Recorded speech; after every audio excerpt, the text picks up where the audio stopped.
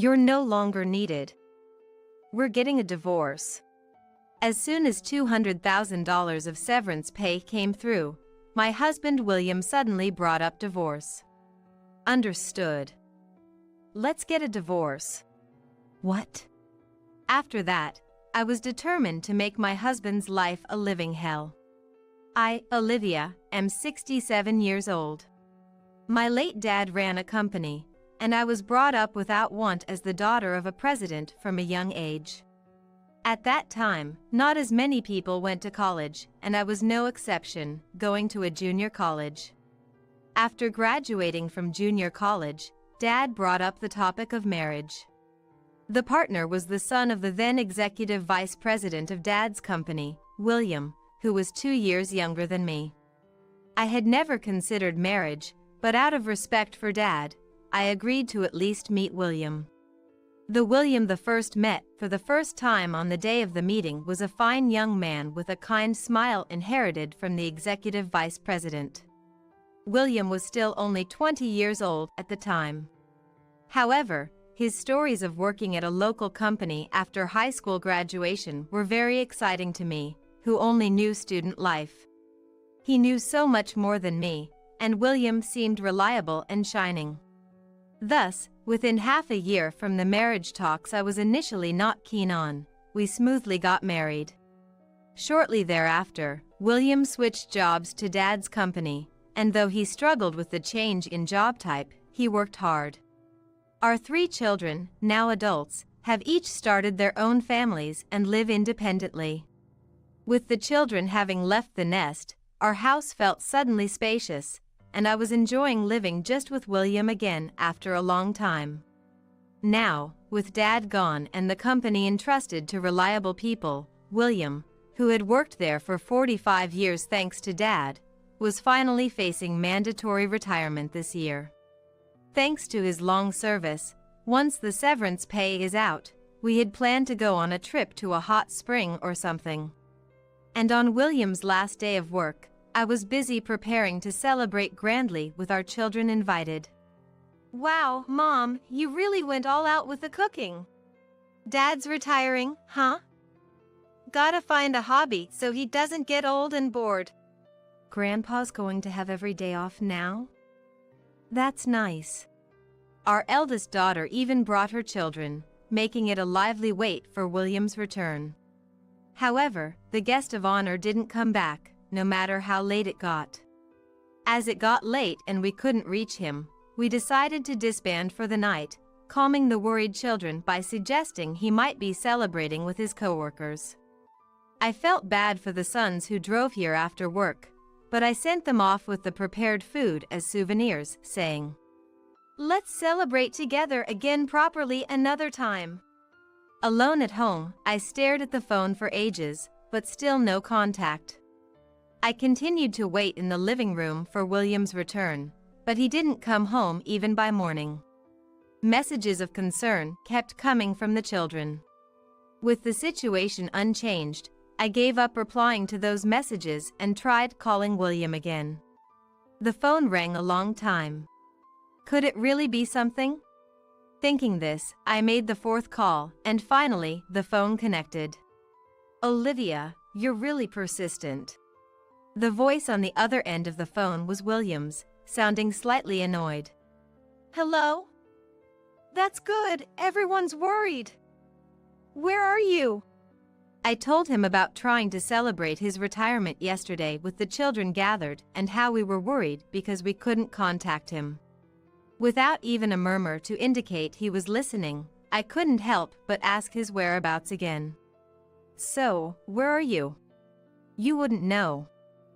I've retired from my job now, and I've decided to live freely, so I rented a new place.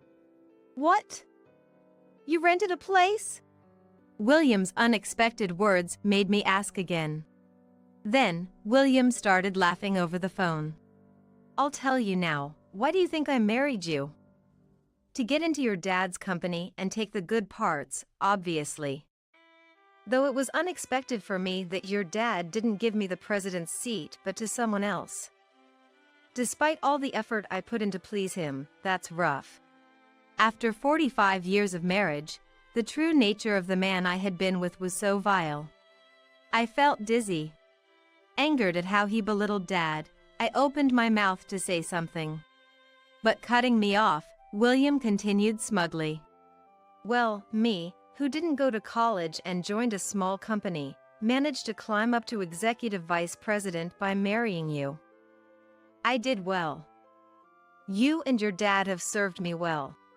To think you always thought that way. You're the worst. Driven by frustration and disbelief, I found myself uttering disparaging words to William for the first time in our marriage. Words I had never allowed myself to say no matter how angry I was with him. Yet William seemed utterly unconcerned by my words. The worse, the better. I'm in a good mood now, with a new place without you and $200,000 of severance pay in hand. Then, with an exaggerated cough, he stated clearly. Meaning, you're no longer needed. We're getting a divorce. I could just imagine William's smug face as he said this over the phone. It would be a lie to say I wasn't furious. However, now that he had brought up divorce, I was only too happy to agree, as if fortune had finally turned my way. Understood. Let's get a divorce. What? My response seemed to surprise him, as he asked again in a strange voice. Divorce is fine. Should I send the divorce papers, or will you come back to sign them? William seemed taken aback by my calm response, but quickly regained his bravado. I don't ever want to see your face again. I'll give you the address, so send them. I replied to William's spiteful comment and noted down the address. Indeed, it was in a completely different area, neither his hometown nor where we lived. He had apparently rented a house on entirely new ground. Later, I sent the divorce papers with my signature to William's new house. A few days later, a notification that the divorce papers had been processed arrived at our home. Knowing the divorce was finalized brought a certain relief to my chest. Then, as if timed, a call came. Hello? As expected, it was my now ex-husband, William, on the line. Did you get the notification too? Now that we're officially strangers, I thought we should settle the financial matters properly. All I ever received was a set amount for living expenses. You were the one managing everything. There were no valuables like debit cards left at the house. William must have everything by now. I wondered if a divorce like this meant splitting everything in half, as I organized my thoughts. I'm aware of that, William prefaced. The mortgage on the house is paid off, and since you're living there, you can have it. There won't be any other distribution of property, so do whatever you want with the house. No distribution of property? What about the savings and the severance pay? There are no savings, that's why I'm giving you the house. Be grateful. Whether there truly were no savings, I didn't know, but this way, William had managed to abscond with the entire $200,000 of his severance pay. 2.5 years after these events, I continued to live quietly in the house I was given, avoiding any contact with my ex-husband. My children, upon hearing the details of the divorce, were furious, suggesting I confront Dad or consult a lawyer. But I thanked them and insisted I wanted to live quietly now. It took quite an effort to calm their anger, but recently, my ex-husband is no longer a topic of conversation. And today, my phone has been ringing off the hook since morning. Even without answering, I knew it must be William. Because, after 2.5 years post-divorce, I had finally begun my revenge on William. He must be growing increasingly irritated by now. I decided to finally pick up the phone as the calls started coming in more frequently. Did it finally reach you? Sorry to keep you waiting. Immediately after confirming the caller, I delivered the line I had been holding onto for so long. I'm claiming compensation for infidelity during our marriage. Indeed, William had been having an affair with a subordinate at his company just before his retirement. I had learned of this and immediately began gathering evidence, planning to divorce after his retirement. However, conveniently for him, William hid his affair and initiated the divorce, leaving behind an old house while taking all the severance pay. While the divorce itself was somewhat expected, I was determined to make him pay for his selfish and cowardly actions until the very end. Now, being able to claim compensation from both him and his affair partner, I felt an inappropriate thrill that the start had finally begun. William, on the other end of the phone. It's been over 2 years since we divorced. There's no way you can claim compensation. Sounded irritated. However, I had already consulted a lawyer and sent a certified letter to both of them.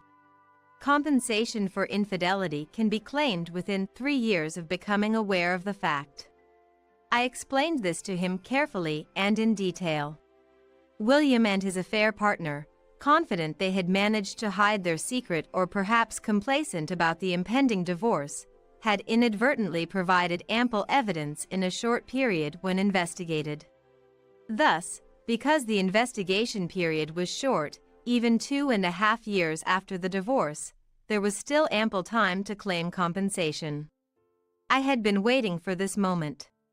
The claim was for $60,000 each from both of them, citing repeated infidelity despite having 3 children with me and the other woman knowing William was married. I got the claim, so discuss it with your wife and contact my lawyer next time, not me. I'm not paying for something that happened so long ago. I ignored William's ranting and hung up the phone. Since then, I had set William's number and unknown numbers to silent, but one day, William suddenly showed up at my house. I happened upon him standing dumbfounded in front of the entrance as I returned from shopping. Seeing me, William looked from the house to me and was taken aback. Did you rebuild this place? He seemed surprised by the newly renovated look of our house. What does it matter to you now? I said, ignoring him and trying to enter the house. Then, William raised his voice. As if remembering something. I'm not going to pay any compensation, just so you know. He began to make a scene in front of the entrance. Concerned about the neighbor's eyes, I reluctantly let him in. Let's talk inside. Once inside, William rudely looked around the room. To interrupt his unpleasant gaze, I spoke up. It's been renovated nicely, right? I had a full remodel done right after you left. Huh? Where did you get the money? There's no way a housewife like you could afford such an amount. William instantly flew into a rage, demanding to know where the money came from. His quick temper hadn't changed since we were married. Feeling no need to hide it, I honestly told him that I had long been the owner of real estate passed down from Dad. Then, William's demeanor changed, demanding his share. If you had that income during our marriage, it should be part of the property distribution. I'll calculate and claim half of it. Actually, since you hid it from me, I'll add a 20% delinquency charge. I was appalled by his greed but explained patiently. Look, you can only claim distribution of property within 2 years after a divorce. That right has long expired. You can rant all you want, but legally, you can't claim it, and I'm not obligated to comply. Hearing this, William slammed the table and stood up. Then snorted and spoke with a face as if he was convinced of victory. Keep talking. I have my plans too. And so, he left without further discussion about the compensation. Later, William came for a discussion with his new wife, the former affair partner, and a lawyer. His plan, it seemed, was to employ professional help as I had. However, as expected, he was advised that a property distribution claim was no longer possible, so they decided to negotiate reducing the compensation for the affair.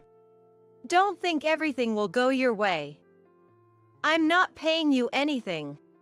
In truth, William was trying to get out of paying altogether, but after both lawyers painstakingly explained the validity of the compensation, even his own lawyer admitted that avoiding payment was impossible given the evidence. Frustrated that his lawyer also agreed payment was unavoidable, William and his affair partner changed lawyers, only to receive the same advice. After prolonged discussions, William's side finally proposed to reduce the compensation. I accepted the offer, knowing that I had initially inflated the claim amount, anticipating a reduction. The settled amount didn't meet my original claim, but I had always earned more than William even before retirement. And my finances were stable, so the reduction didn't bother me. Moreover, I had been periodically checking on the two of them after the divorce, and this claim was timed and calculated based on their situation. Investigating their lives was easy with the address obtained during the divorce filing, allowing a detective to quickly gather information.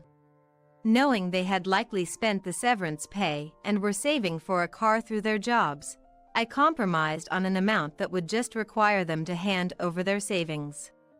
William accused me of being wicked, but I was determined to bring him and his affair partner down for my dad, myself, and my life. Thus, I was satisfied with the outcome, securing my finances at an opportune time. Later, William and his partner had to pay a significant amount in compensation, though reduced. My estimate might have been off, or they truly had nothing left, as their savings for a car weren't enough. They moved to a cheaper apartment and continued to make payments while bickering. Watching them fall into despair, I might indeed be malicious, as I felt utterly liberated. Having sold the renovated house, I now live in a high-rise condo closer to my children's homes, enjoying every day to the fullest. Here is your dinner, Abigail. Nan, my MIL, laughed as she placed a broth without any ingredients in front of me. While my husband and in-laws were enjoying a luxurious steak, this was all I got. Next to me, stunned by Nan's treatment, my husband was rolling on the floor laughing. But today, I had made a certain resolution. My name is Abigail. I'm 27 years old.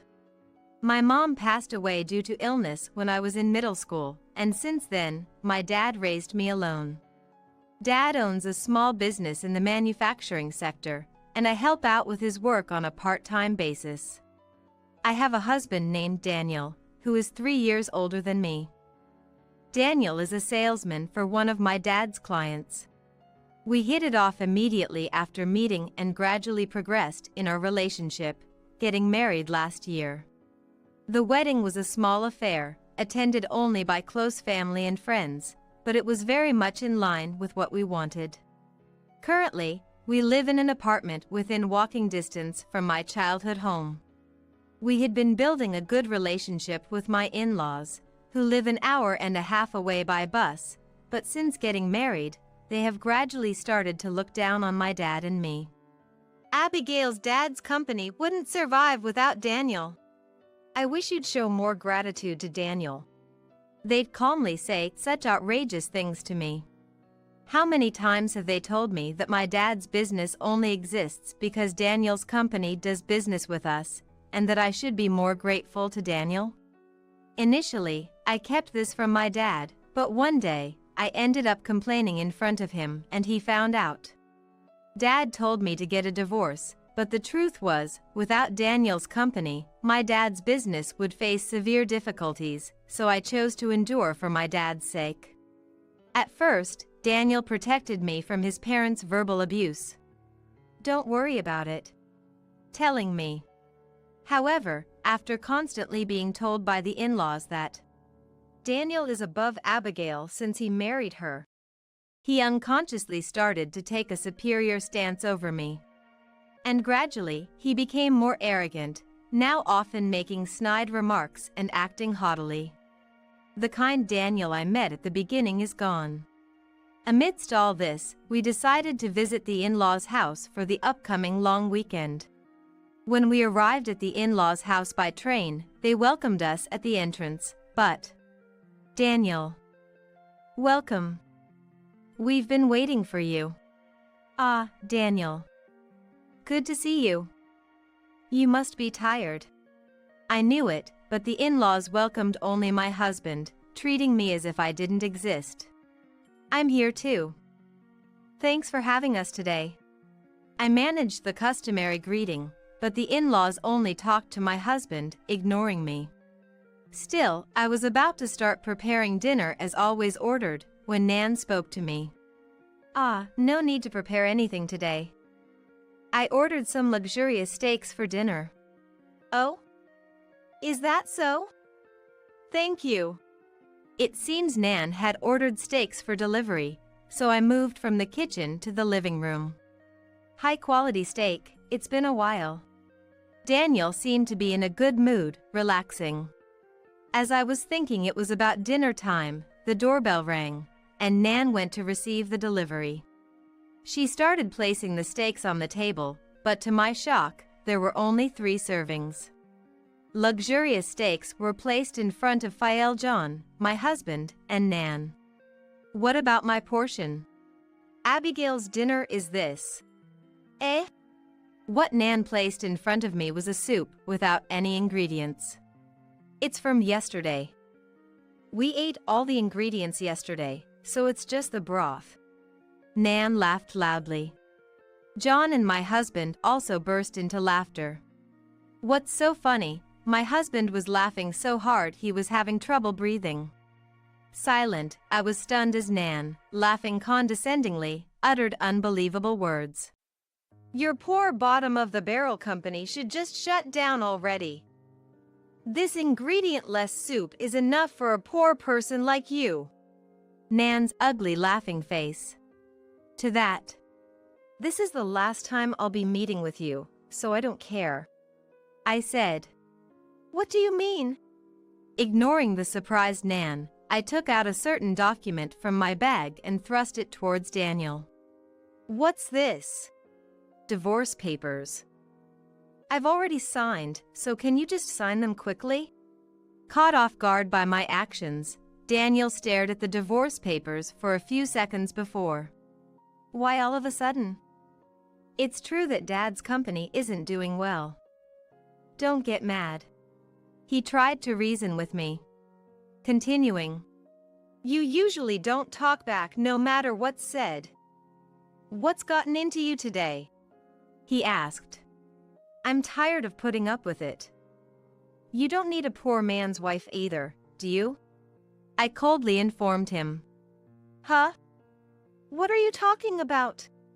My husband showed a puzzled look. To such a husband, the in-laws chimed in. That's right, that's right. No need for a poor man's wife. Just get a divorce. They incited. Daniel hesitated for a while but, under the pressure of the in-laws' momentum, signed the divorce papers.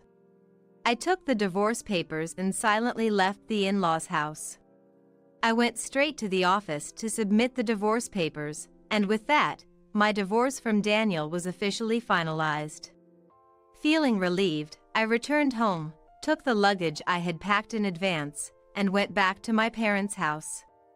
In fact, I had been considering divorce for a while, which is why I had packed my bags. Daniel had no idea I was preparing to leave. He had been indifferent to me lately and probably never dreamed that I was considering divorce. Back at my parents' house, I told Dad about what happened at the in-laws' house and reported that I had divorced Daniel. Dad offered me words of consolation and told me I could stay at home as long as I wanted. The next morning, Daniel, who had returned from the in-laws' house, called me several times, but I ignored all of them. Daniel came to Dad's company as part of his rounds, but Dad, knowing the whole situation, was furious and tried to send Daniel away. Angered by Dad's attitude, Daniel yelled, "Then the deal is off!" and broke the contract and left.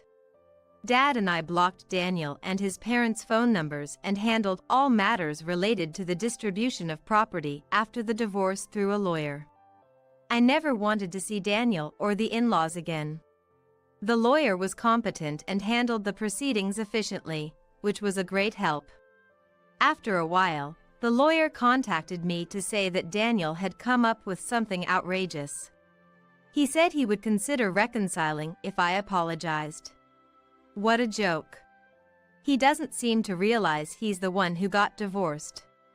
I absolutely refused to reconcile. Of course, I decided to ignore it. Then, Daniel started hinting at reviving the business dealings with Dad's company as a condition for reconciliation. If you reconcile, I'll revive the dealings with Dad's company. Daniel seemed to think I would agree to reconcile immediately if he hinted at reviving Dad's company's dealings, but Dad and I ignored this as well. As Dad and I didn't agree no matter how long it took, Daniel came to Dad's company to talk directly. However, he was stunned upon seeing the sign. Eh? What's with this sign?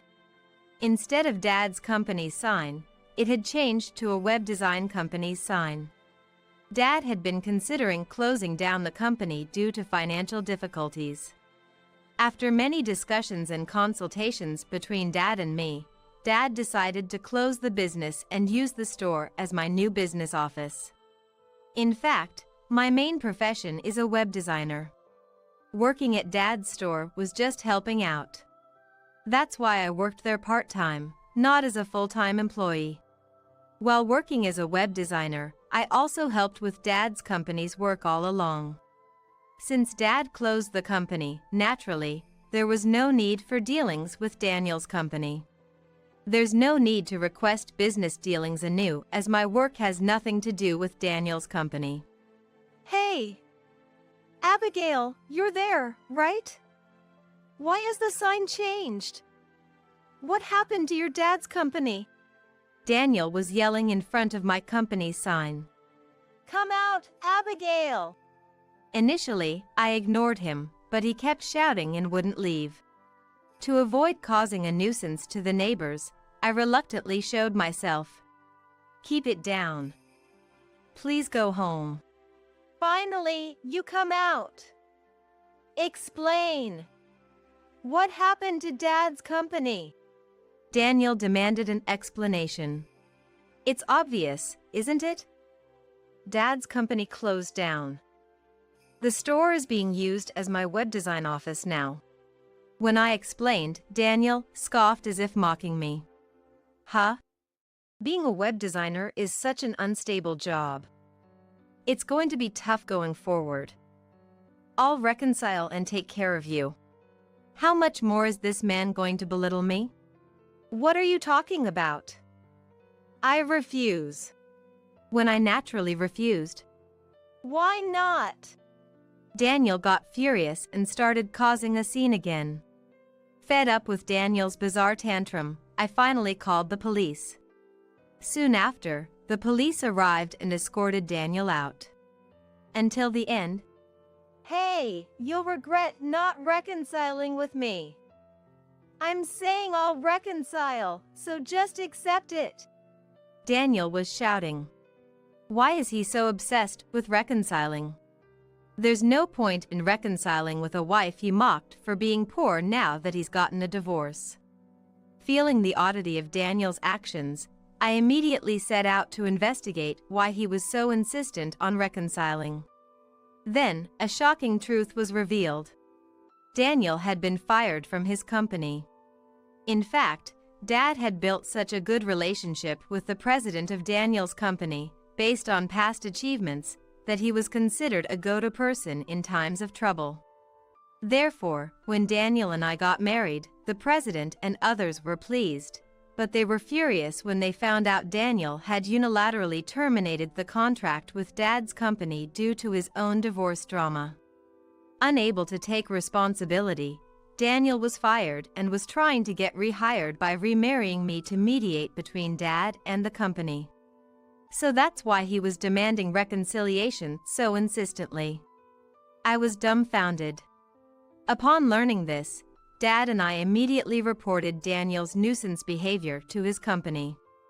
We made sure Daniel was warned not to come near me and Dad again.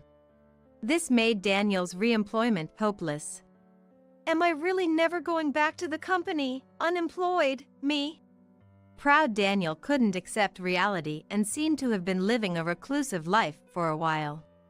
Eventually, as his savings began to run out, Daniel found it difficult to continue paying the rent for the apartment we used to live in by himself and fled back to his parents' house. Poor Daniel. Forget about such an ungrateful wife. You can stay here as long as you like. Daniel's parents welcomed him back home and seemed to accept him. They are apparently doting on Daniel and taking care of him.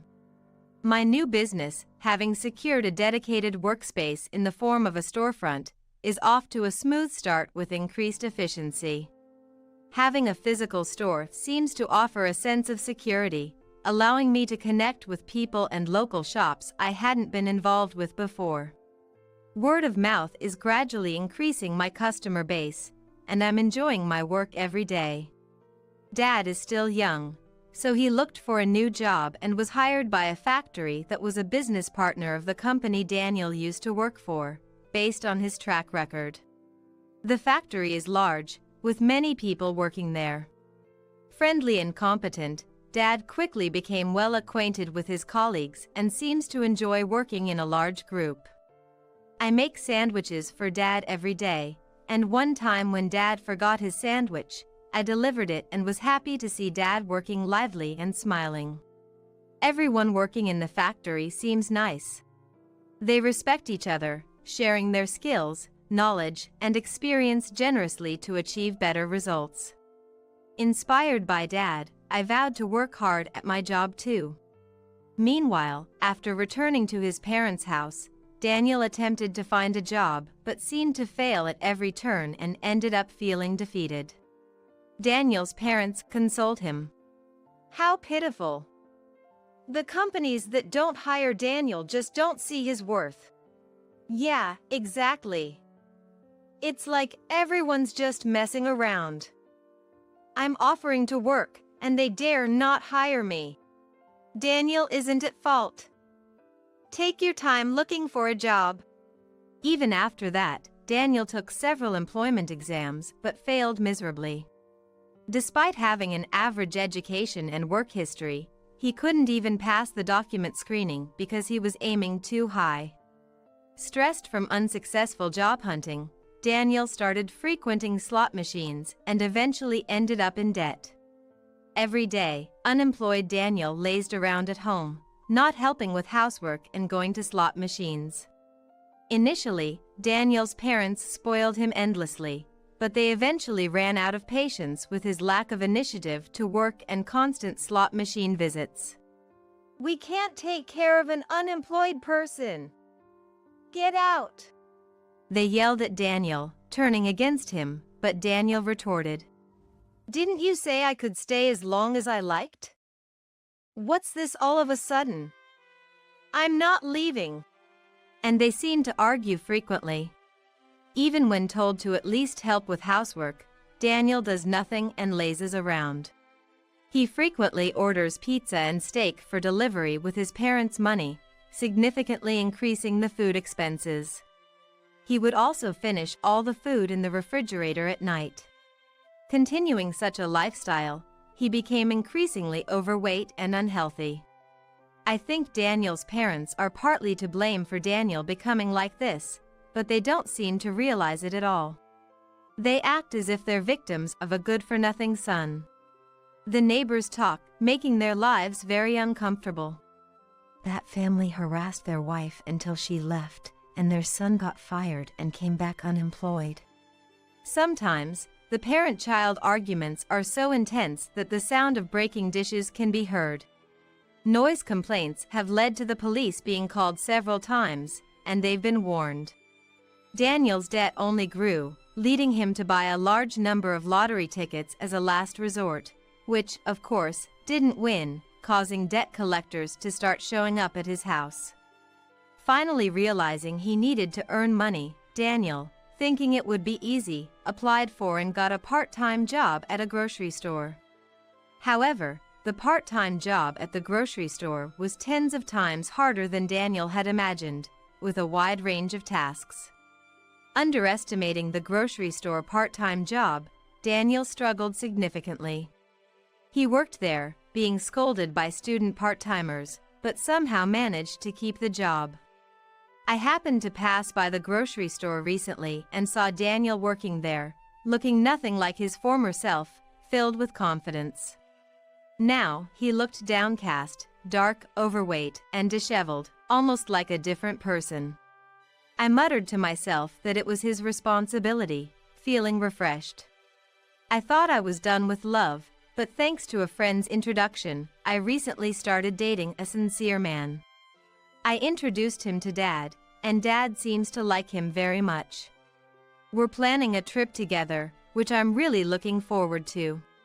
Divorcing Daniel was truly the best decision. I'm living a very fulfilling and happy life, both personally and professionally.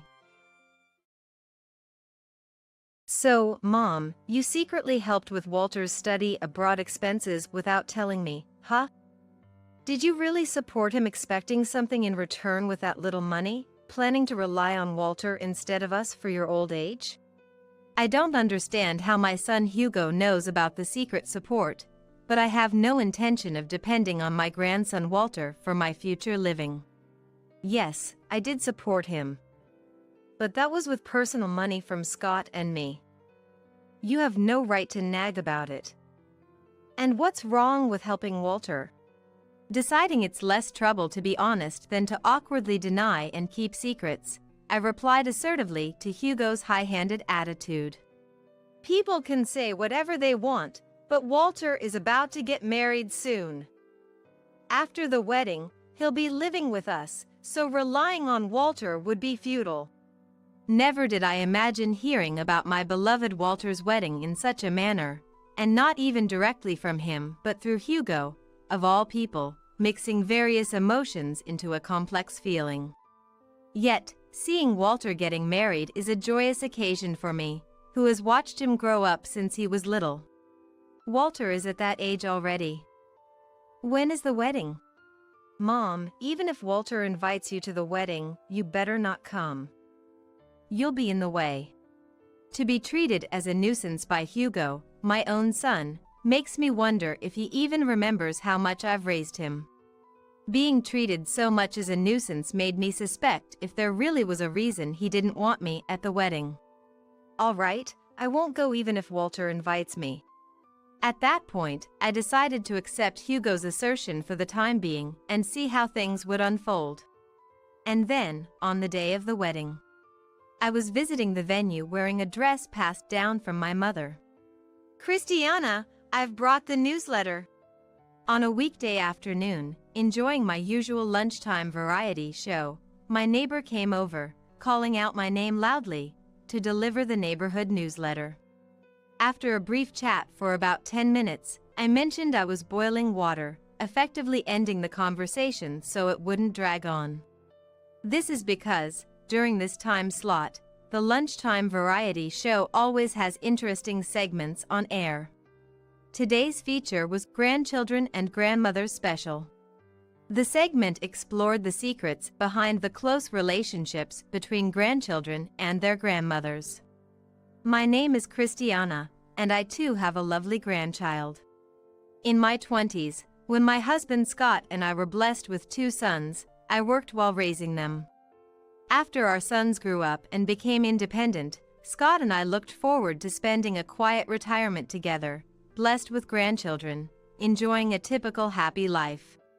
One day, our eldest son's family, specifically our grandson Walter, who was still a college student at the time, came to stay at our house. He wanted to spend his summer vacation here to concentrate on his studies. Walter, who had been close to Scott and me since he was little, treated us the same way even as a college student. We were delighted by this. That evening, I made Walter's favorite dish from when he was little, my special fried chicken. Seeing his adorable smile, reminiscent of when he was in elementary school, naturally made both Scott and me smile. After dinner, while watching TV, Walter, with a serious look on his face, said he wanted to talk to us about something. It was about studying abroad. Hugo's family, my son and his wife, aren't exactly wealthy. It's not that they don't have money, but Hugo seems to have a significant resistance to spending money. Walter was able to go to college thanks to his own efforts, having seen his parents' financial attitudes. Walter must have suppressed his desire to study abroad, considering his parents' situation. However, as discussions about studying abroad became more serious at university, he found it difficult to talk to his parents about it and came to us for advice. I want to study abroad for my education, but I can't talk to my parents about it. So, I came to ask you, Granny and Grandpa, for advice. Walter's concern seemed more serious than we imagined, and looking at the study abroad materials he handed us, it was indeed a matter that couldn't easily be discussed with Hugo. Hugo is quite the frugal one, going so far as to say if Walter can't get a scholarship for college, he shouldn't go at all. Still, unable to give up on college, Walter managed to go by combining scholarships and the savings he had secretly amassed from part-time jobs since high school. However, the amount needed this time was beyond what he could handle on his own.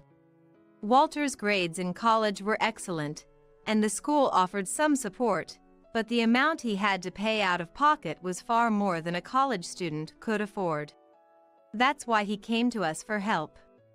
After some thought, Scott and I decided to secretly use some of our retirement funds to cover the rest of Walter's study abroad expenses without telling Hugo. Even though we discussed it, are you sure this is all right? This money is for you from both of us, okay? It's fine, it's for your sake, dear Walter. Besides, you have a future. It's better for you to use it than for us. Thanks to our support, Walter was able to fulfill his dream of studying abroad. A few years later, sadly, Scott passed away due to a chronic illness, and my two sons are now arguing fiercely about my future care. The younger son and his wife, currently living abroad due to work, think it would be difficult for me, now elderly, to move and live overseas. When this was brought up, Hugo, the elder, accused the younger of trying to push the responsibility of my care onto him. I don't want to do it. Taking care of Mom in her old age? We've got our own family's livelihood to think about. And if we have to add Mom's care into the mix, do you have any idea what will happen? It pained me to see my sons arguing loudly, especially since their argument was about my future care.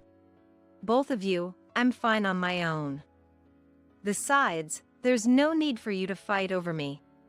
I told the two of them that if it came to this, I would make it clear that from now on, I intended to live by myself. However, when Hugo heard my words, he pressed me further as if he had remembered something. Speaking of which, Mom, you secretly supported Walter's study abroad expenses, didn't you? Did you support him with such small change expecting a return, planning to rely on Walter instead of us for your old age? I don't know why Hugo knows about the secret support for Walter's study abroad expenses, but I have no intention of relying on Walter for my future life. Yes, I did support him.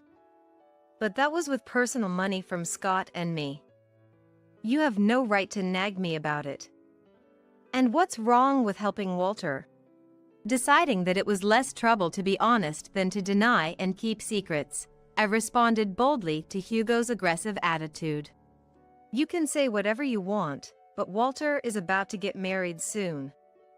After the marriage, he'll live with us, so relying on Walter would be pointless.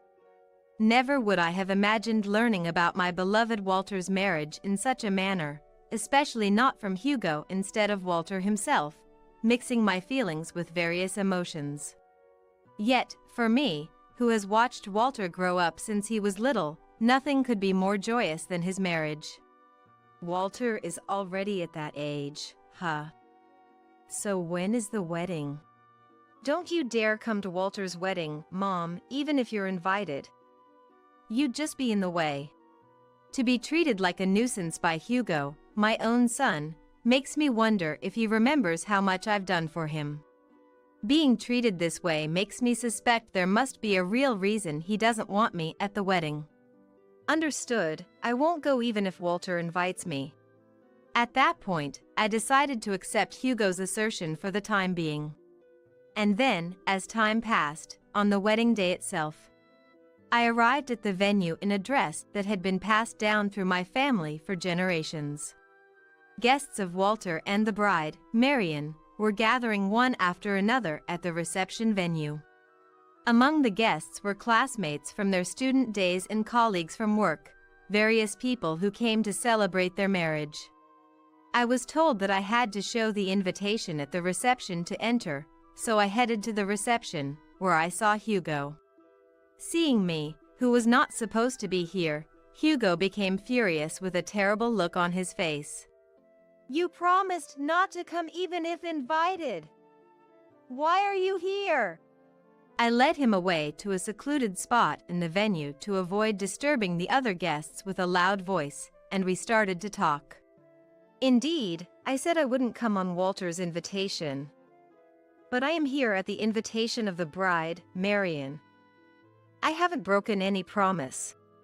I left Hugo, still angry, saying that I couldn't be late for the ceremony and didn't continue the conversation, quickly leaving the spot. All the guests gathered in the venue, and the ceremony was about to start. I sat in the seats for Marion's guests, eagerly awaiting the appearance of the couple. Feeling unsettled, I caught Hugo's eye as he sat on the groom's side. Seeing me sitting on the bride's side, as I had said, he seemed confused, and despite the joyous occasion of the wedding, he looked somewhat perplexed. I decided to leave Hugo be for the moment and enjoyed lively conversations with the guests invited by Marion, sitting on the bride's side as well. Mom, why did you come? We have to get you to leave before the reception starts. As the ceremony began and the bride and groom appeared in beautiful white attire, the venue burst into applause and cheers. I, too, found myself unusually excited by the sight of the couple's beauty, sending them applause as hearty as anyone else despite my aging body. When they stood before the priest and pledged their eternal love as a family, I was moved, remembering Walter as a small child and marveling at how he was now getting married. It was a moment that made me feel the passage of time. Surrounded by a large gathering of guests, they exchanged a kiss of commitment. I suddenly remembered my own wedding with Scott. Celebrated amidst many guests, a day so moving I couldn't stop my tears. And now, at Walter's wedding, I find myself unable to stop the flow of large tears. To experience this emotion again, this time at my grandchild's wedding, made me think that living a long life is indeed worth it. After the ceremony ended and the bride and groom had changed, the reception was about to start. Preparing for the reception, I went to the restroom before returning to the venue, but just before entering, I was stopped by Hugo. Without saying anything, Hugo pulled me into a family room and suddenly confronted me. Why are you sitting on the bride's side? I told you right from the start that I was invited by Marion. How many times do you need me to say it before you're satisfied? Our loud argument seemed to be heard outside as Walter came into the room, knocking on the door. He stepped between us, calming an angry Hugo, and I explained the situation to him. Seeing Walter enter, and a few seconds after him, Marion joined as well. Walter and Marion, understanding everything, slowly and methodically explained to a calmed Hugo why I was there and why I was invited by the bride, sitting us down on the sofa. First, why I'm at Marion's wedding reception on her invitation is because I was Marion's middle school teacher. During her middle school years, Marion was going through a sensitive period, struggling with friendships and sometimes unable to attend school. As her teacher and as an individual, I was concerned for her. I visited her house several times to listen to her, calling out desperately through the door even if she wouldn't come out. Marion, who wouldn't respond to her family's questions, opened her heart only to me. Thanks to that, I was able to understand the cause of Marion's friendship troubles. It was a misunderstanding between them, and I helped them reconcile their friendship. Afterward, I helped Marion catch up with the studies she missed during her absences from school by tutoring her one-on-one after school hours, allowing her to successfully get into her desired high school. I vividly remember her saying to me at her high school graduation, tears in her eyes, "Miss Christiana, you saved my life." Even after that, Marion often sent me letters, seasonal greeting cards at the end of the year, and birthday cards, maintaining our exchange without meeting in person. I knew from her letters that she was in a relationship. Marion met Walter in the same international student team at university. They went on dates, sharing stories about school and their personal lives, gradually growing closer until they naturally became a couple. When Walter was deciding on the guest list for the wedding, he thought of inviting longtime friends, which is how my connection with Marion came to light. Walter had intended to invite me from the start, but was mistakenly informed by Hugo that I was too ill to attend the ceremony. However, Marion had sent the invitation to me before Walter did, and she had already received my RSVP to attend, which caused some confusion. However, I had felt uneasy knowing that Marion, who had sent an invitation to me before Walter did, had already received a confirmation of attendance. So, to greet and verify the facts, the two visited my house with a gift and discovered the true nature of their unease. Was everything Dad said a lie? And to do such a thing on our own wedding day? Walter, having heard the story from me, was furious and suggested a plan to teach him a lesson. For that purpose, I decided to attend as a guest on Marion's side, and we made it our secret not to reveal my attendance to anyone until the day of the event. Now, as we are here at the wedding, the time has come to execute what we have thought and decided. Dad, I'm sorry, but the talk about living together after getting married is off the table now. We've decided to live with Granny. Walter expressed his intention to Hugo to cancel the planned cohabitation with his parents and instead live with me. Granny is a very important benefactor to Marion. Why do you act so high and mighty, threatening not to come to the wedding and disregarding such a person? I'm sorry to Hugo, but Christiana is a lifesaver to me. Without Christiana, I wouldn't have met Walter. I would have remained in a hopeless situation. Granny is more important to us than you, Dad, and the others. That's why we've decided to live with Granny instead of you.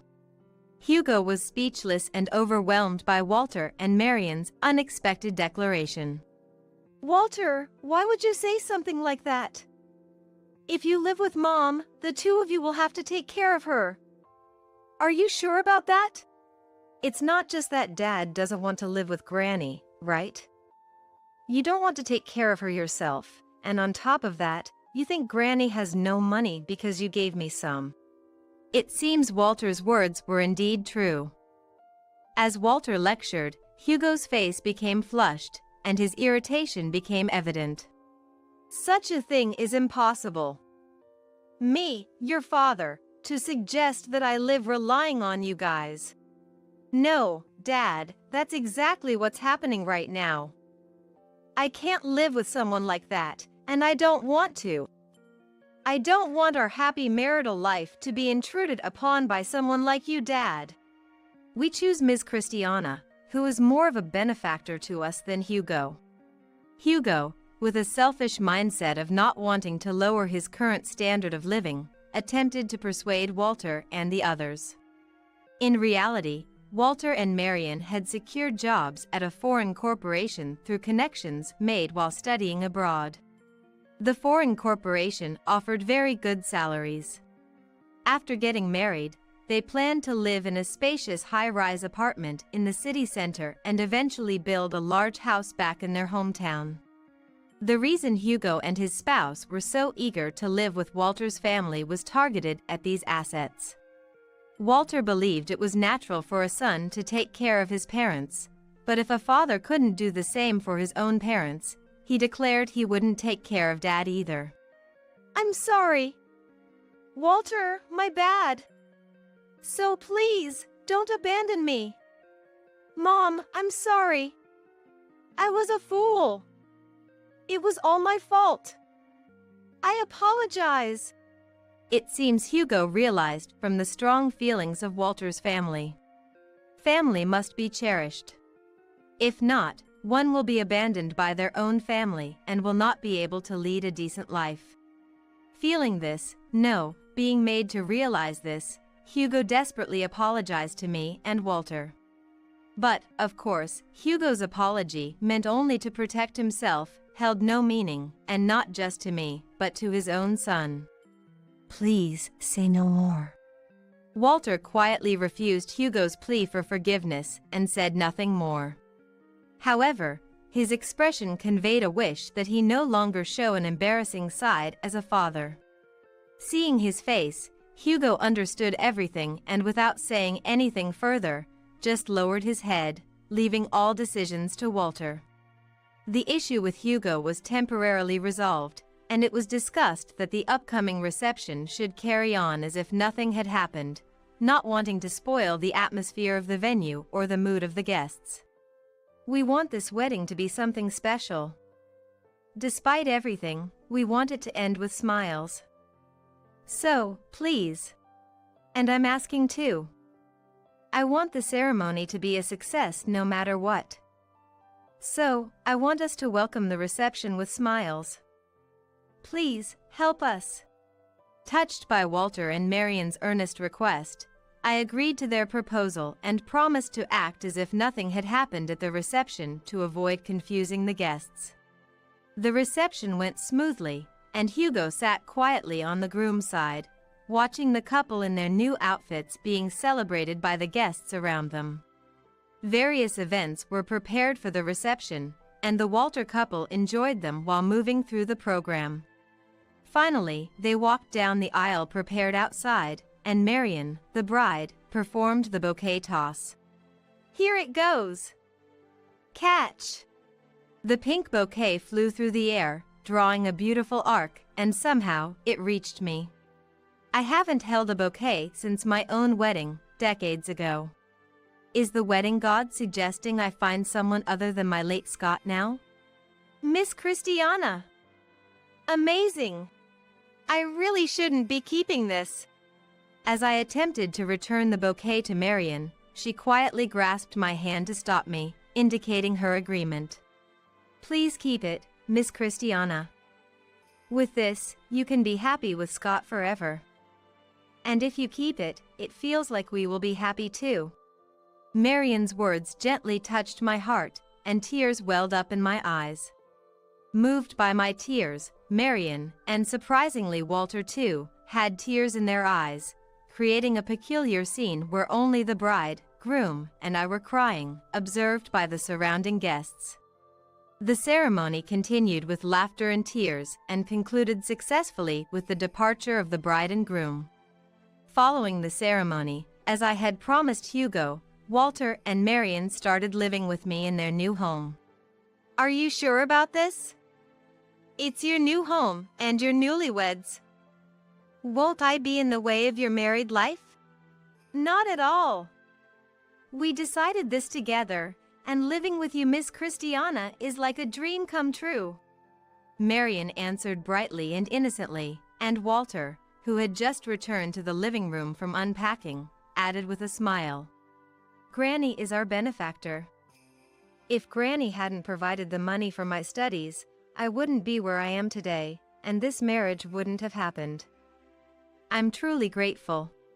Receiving heartfelt thanks from the two I've known for so long made my eyes well up, perhaps due to my age. I hadn't felt so happy to receive words of gratitude since my late Scott told me on our first wedding anniversary.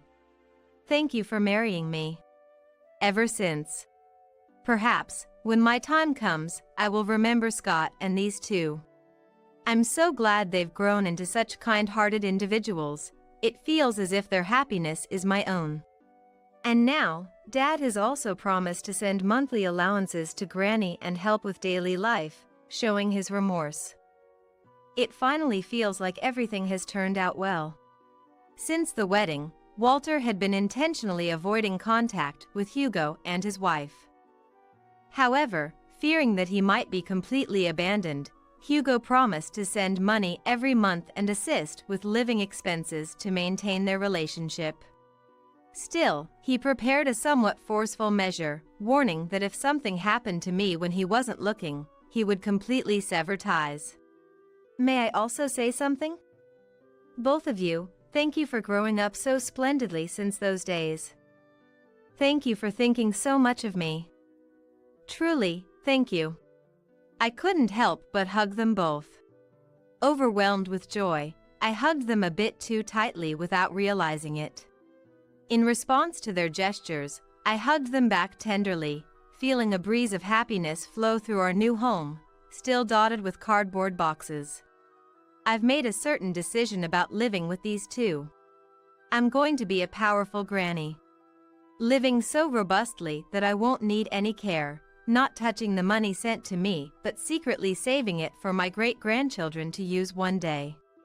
And I plan to live long enough to see my great-grandchildren grow up and marry someone special, just like these two. Stop leeching off me already! For over 2 decades, I thought I was giving my all to William. Yet, this is how he sees me? I wasn't leeching off him. I was just devoted to you. That's what I thought, but the words wouldn't come. As my strength drained away, William continued.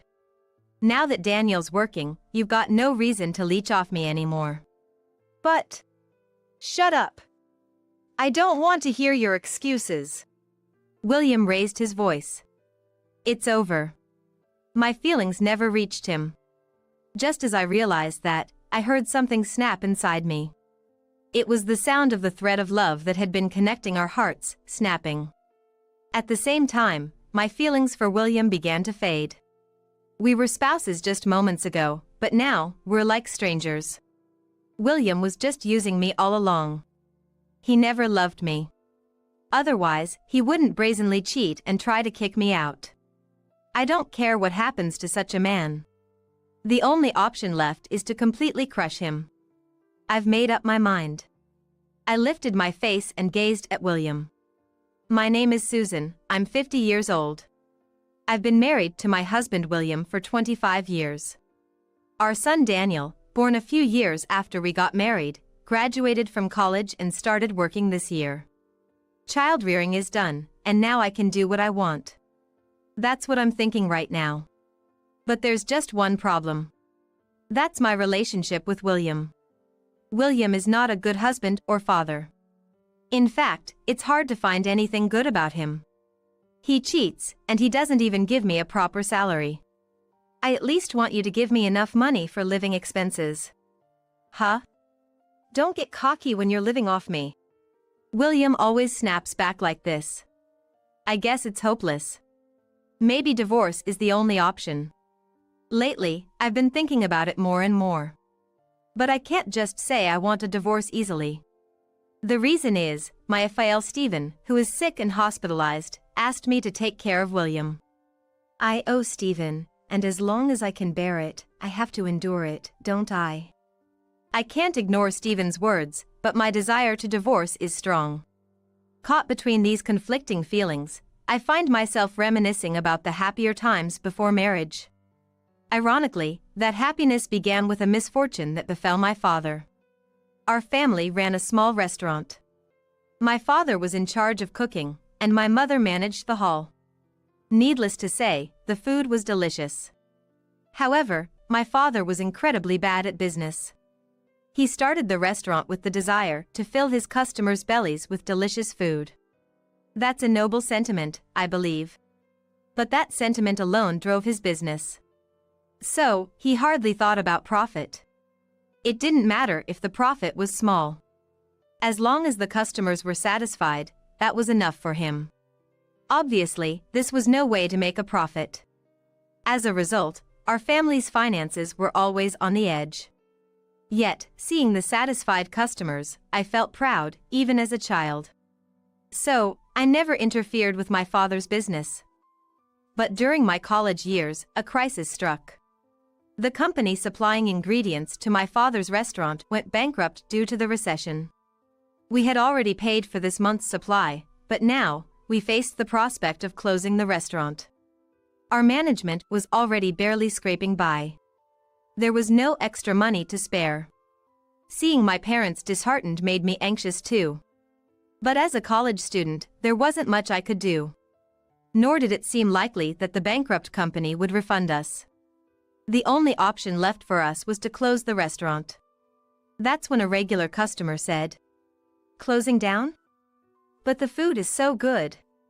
What a waste." But the supplier has gone bankrupt, and we're likely to be saddled with debt. Then let me support you personally. Use it to revive the restaurant. The regular, true to his word, lent my father the money. We appreciate it. We'll definitely pay you back. Don't worry about the money for now. Just keep making delicious meals. After saying that, the man quickly left the restaurant. Later, my father started dealing with a different food company.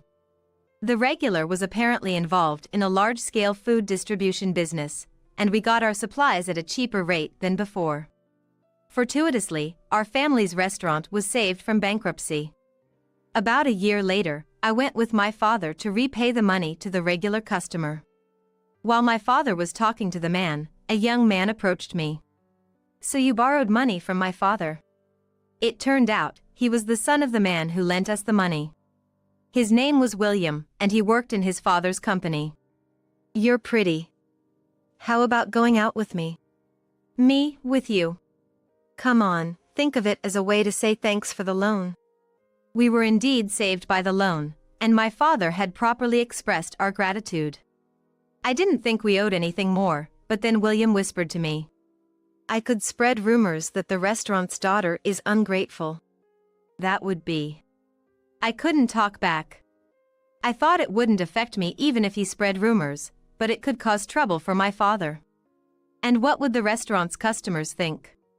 With these thoughts, I found myself unable to refuse William's offer. I didn't like it, but I decided to endure it, just this once. While pondering all this, I went out with William. But once we were out, it was more enjoyable than I expected. William was entertaining, knew various fun spots, and had a great taste in choosing places. Despite the terrible first impression, he might actually be a decent person. Thinking that was my mistake, I was swiftly wrapped around William's finger. Being with Susan is fun. I'm having fun too. With a nice girl like you, I'm thinking for the first time I could marry. Swept up by such simple words, I started dating William with a view of marriage. William continued to manipulate me in various ways. Eventually, a few years later, I found myself married to William. Of course, I never imagined then that it was all William's trap. He was kind and I felt loved by William. But it was all a lie. As soon as we got married, William showed his true colors. "Here's this month's salary. Manage it well." Opening the envelope William handed me, I found a handwritten salary slip. The salary itself was deposited into the bank, so a slip alone wasn't odd. But it was strange that the salary slip was handwritten. Nowadays, handwritten documents are almost unheard of, but when I got married, it was 25 years ago. It was a time when computers were just beginning to become commonplace, and handwritten salary slips didn't seem out of place. There's more than $1,000, it seems enough. I muttered to myself, trying to be convinced. I managed somehow with that modest amount of money. As married life went on, I started to feel something was off. It was William's lifestyle. William left home at a fixed time every morning, but his return was always erratic. It varied daily. I'm busy with various tasks as my dad's successor. Then, at least let me know before you come home. Stop nagging, I get it. I'll call. William shouted. His attitude made me feel even more uneasy. Maybe he's out having fun. Perhaps there's someone else. Though I suspected, I couldn't confront him because I disliked being yelled at. In the end, I couldn't voice my doubts about William's behavior. Then Daniel was born. I thought things might change with a child. But William's attitude remained unchanged. Looking back, I think that's when it started. I began to vaguely consider divorce. And it was around the time Daniel started middle school. I received a call from my mother while I was out shopping for dinner. What? Dad's hospitalized? It was news that my father was admitted to the hospital. I rushed to the hospital. Mom's just making a big deal on the phone, my father said, laughing heartily. I was relieved. But at that moment, I remembered something and my heart skipped a beat. I made a mistake. I hadn't contacted William. By then, it was too late. My mobile phone was flooded with calls from William. Panicking, I called back, only to hear William's irritated voice. Where the hell are you and what are you doing? Get back here and make my dinner. I'm sorry, Dad is... What? Dad? Your father? William's tone was stern as he questioned me. I answered in a small voice. Yes, he was suddenly hospitalized. Your father doesn't matter. You're my wife. Startled by William's loud voice, I closed my eyes. I was terrified of his shouting, but I knew I had to stand up for myself. I gathered my courage and retorted. Is it wrong to be worried about my dad? That should be allowed, right? Shut up! Don't talk back to me! No, I will say this. You would rush to your own father, wouldn't you? William fell silent when I asked that. I thought it would hit close to home. But his reply was unimaginable. Huh? I'd ignore it if my dad was hospitalized. After all, I wouldn't be troubled if he wasn't around. I was speechless. That had to be a lie. But I couldn't deny it. After much hesitation, I told William. I'm different from you. Sorry, but you'll have to eat out tonight. That was all I could muster. I hung up the phone, still in a daze. Since that incident, I truly couldn't believe in William anymore. It was then I realized that the happy times before marriage were all an illusion. Oh, I see. William didn't want a wife, he wanted a maid. Saying it out loud made me sad. But I couldn't just dwell on the sadness. If I was going to divorce, I needed to prepare. I started preparing for a divorce. Years passed. And then Stephen was hospitalized. His condition was quite serious. He might not be able to leave the hospital. I relayed Stephen's medical condition to William, but he was unfazed. Does that mean it's going to cost money? It's not the time to worry about money, don't you understand? I understand. I'll contact my brother Donald. William reached out to Donald, my brother-in-law. Donald was married but had no children. So William asked if Donald could help with the hospital bills. Can you pay? It's tough for us, with Daniel and Susan and all. His attitude was as if it was someone else's problem. It reminded me of when my own father was hospitalized. It was clear he didn't care about Stephen at all. I couldn't bear it anymore. Enough. I'll manage somehow and pay for Stephen's hospital bills. Don't forget what you just said. William shouted. I nodded firmly. Ultimately, my declaration led to our family bearing the cost of Stephen's hospital bills. Moreover, Stephen stepped down from his position as president due to his illness. And William took over. Regardless, William didn't like that I had stood up to him. Since then, he started blatantly not coming home. Even when discussing Daniel's future plans. William ignored my calls and didn't come home. Dad's not coming home again today. I'm sorry, Daniel. I'm causing you trouble. It's fine, I don't care about Dad. More importantly, I want to go to college in Boston. That's right. Don't worry about tuition, I'll manage somehow. Soon after, Daniel's admission to a college in Boston was secured. As expected, William didn't see Daniel off. Once Daniel moved to Boston, the house became eerily quiet. By then, William's visits had dwindled to about once a week. There's also Stephen's hospital bills. Could you transfer a little more? What? I've already transferred more than half of my salary. It should be enough for you now. The money William transferred was meager. It was clearly just a fraction of his salary. The claim of transferring more than half was undoubtedly a lie. I knew that. But I didn't have the energy to argue anymore. Years passed, and I got news that Daniel had landed a job. With Daniel employed, it might be time to bring up divorce. Over these years, I had prepared for divorce. Now, it's just about the right timing. Where and when can I bring it up to avoid arguments? Such thoughts kept haunting me. It's not about arguments, though. I chuckled wryly to myself. Then, one day, I had been visiting Stephen at the hospital. After chatting about trivial things, I headed back home as usual. As I tried to unlock the door, I was shocked. For some reason, the door was already open. Could it be a burglar? I cautiously peeked inside. From the living room, I could hear the TV and William's laughter. Relieved that William was home, I entered the living room. There, William was watching TV and laughing heartily. You're home. Yeah, I was thinking of tidying up. Tidying up? Heeding William's words, I looked around.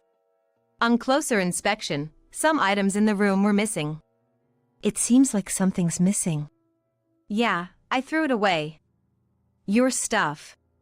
My stuff? Stunned, I went back to my room. The room was silent, the computer, TV, even my favorite cup were gone. Not just that, the bed and everything else had disappeared. What's the meaning of this? I threw it out because we don't need it anymore. Don't need it anymore? What are we supposed to do now? As I raised my voice, William frowned. Then he averted his gaze and sighed. Frankly, I'm tired of supporting you. What are you talking about? I'm your wife. As I retorted, William grimaced and suddenly raised his voice. Do I have to spell it out for you? Stop leeching off me. For over 2 decades, I thought I was giving my all to William. Yet, this is how he sees me? I'm not leeching off you. I was just devoted to you. I thought that, but the words wouldn't come. As my strength drained away, William continued. Now that Daniel is working, you've got no reason to leech off me anymore. But... Shut up! I don't want to hear your excuses. William raised his voice. It's no use. My feelings never reached him. At that moment, I heard something snap inside me. It was the sound of the thread of love that had been connecting our hearts, snapping. At the same time, my feelings for William began to fade. Moments ago, we were a couple, but now we're like strangers. William had been using me all along. He never loved me. Otherwise, he wouldn't brazenly cheat and try to drive me out. I don't care what happens to such a man. The only option left is to completely crush him. Resolved, I looked up and faced William. What? Got a complaint? No. If you want me to leave, I will. I briskly closed the living room door behind me and headed to my room. But there was nothing of mine left. Not a single piece of my clothing remained. Don't bother looking. I had the garbage collection service take it all. Which service? There's a flyer here. That one. I picked up the service's flyer from the floor. As I dialed the number, I told William. You'll regret this. Leaving those words behind, I immediately left the house. The call connected right away. I explained the situation, and the person on the line understood immediately. It seemed William's actions had already raised suspicions. So, the garbage collection service had kept everything as it was. I'll be there right away. Thank you. I thanked them politely and ended the call. Afterward, I went to the services place. After expressing my gratitude, I had my belongings moved to a newly rented storage unit. Relieved that my possessions were safe. I don't think getting away with something like this comes without a price. I clenched my teeth and called Daniel. After briefly explaining the situation, I ended with, "So, I've decided to move out, considering a divorce. Daniel, please be prepared for that. All right?" "Got it. Bye." Daniel hung up. He seemed scared of me. Was I that angry? Puzzled, I put my mobile phone in my bag and headed to a nearby hotel. I already had a new place lined up. The reason was simple. I had been planning to discuss divorce with William soon. Divorce and move there. That was my plan for starting a new life. The schedule just moved up a bit. So honestly, I wasn't troubled. It's just that plans have moved forward by about 2 weeks. 2 weeks of hotel living. What a waste. A bad habit of a housewife, thinking about waste. I wonder if I should bill him for the hotel expenses. Either way, be prepared, William. I muttered and then started working on the post-divorce actions I had planned in advance. Around 10 days into my hotel stay, William called. He raised his voice as soon as I answered. "You took my money." "What are you talking about?" "Don't play dumb. It's about Dad's hospital bills. The hospital just called asking for payment." "Oh, that." While thinking, I sighed and responded. "You should pay it. It's no longer my concern after being kicked out." "I've been transferring living expenses to you. That's supposed to cover it." "Yes, but where's that bank account? Isn't it with you now?" I retorted nonchalantly. But that account was empty. I couldn't help but laugh, knowing that. "There's an account, but it's empty. That's why I'm saying you took the money." "I haven't taken anything." "Don't lie. Who else could use it?" Didn't he realize how little he had transferred? I retorted, almost in disbelief. It was just too little to begin with. If there's no money for the hospital bills, why don't you use your allowance? "Allowance?" William started to panic, evidently thinking I didn't know. Since the beginning of our marriage, William had been giving me handwritten salary slips. That was to hide the fact that he was skimming part of his salary. In other words, the skimmed money was William's allowance. I asked Stephen once, "How much is William's salary?" "So, what about it?" He looked puzzled but told me. "So, I know you've been taking money."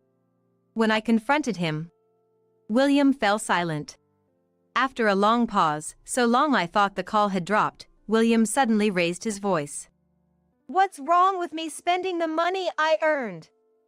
It's your fault for spending all the money I gave you." Uh-huh. And then? "We're getting a divorce. I'll demand alimony. And you'll return the money you've squandered." William blurted that out, and I smiled triumphantly. I had caught him in his own words. Now William couldn't escape. I was smiling as I retorted to him. "I appreciate that. I wanted a divorce too.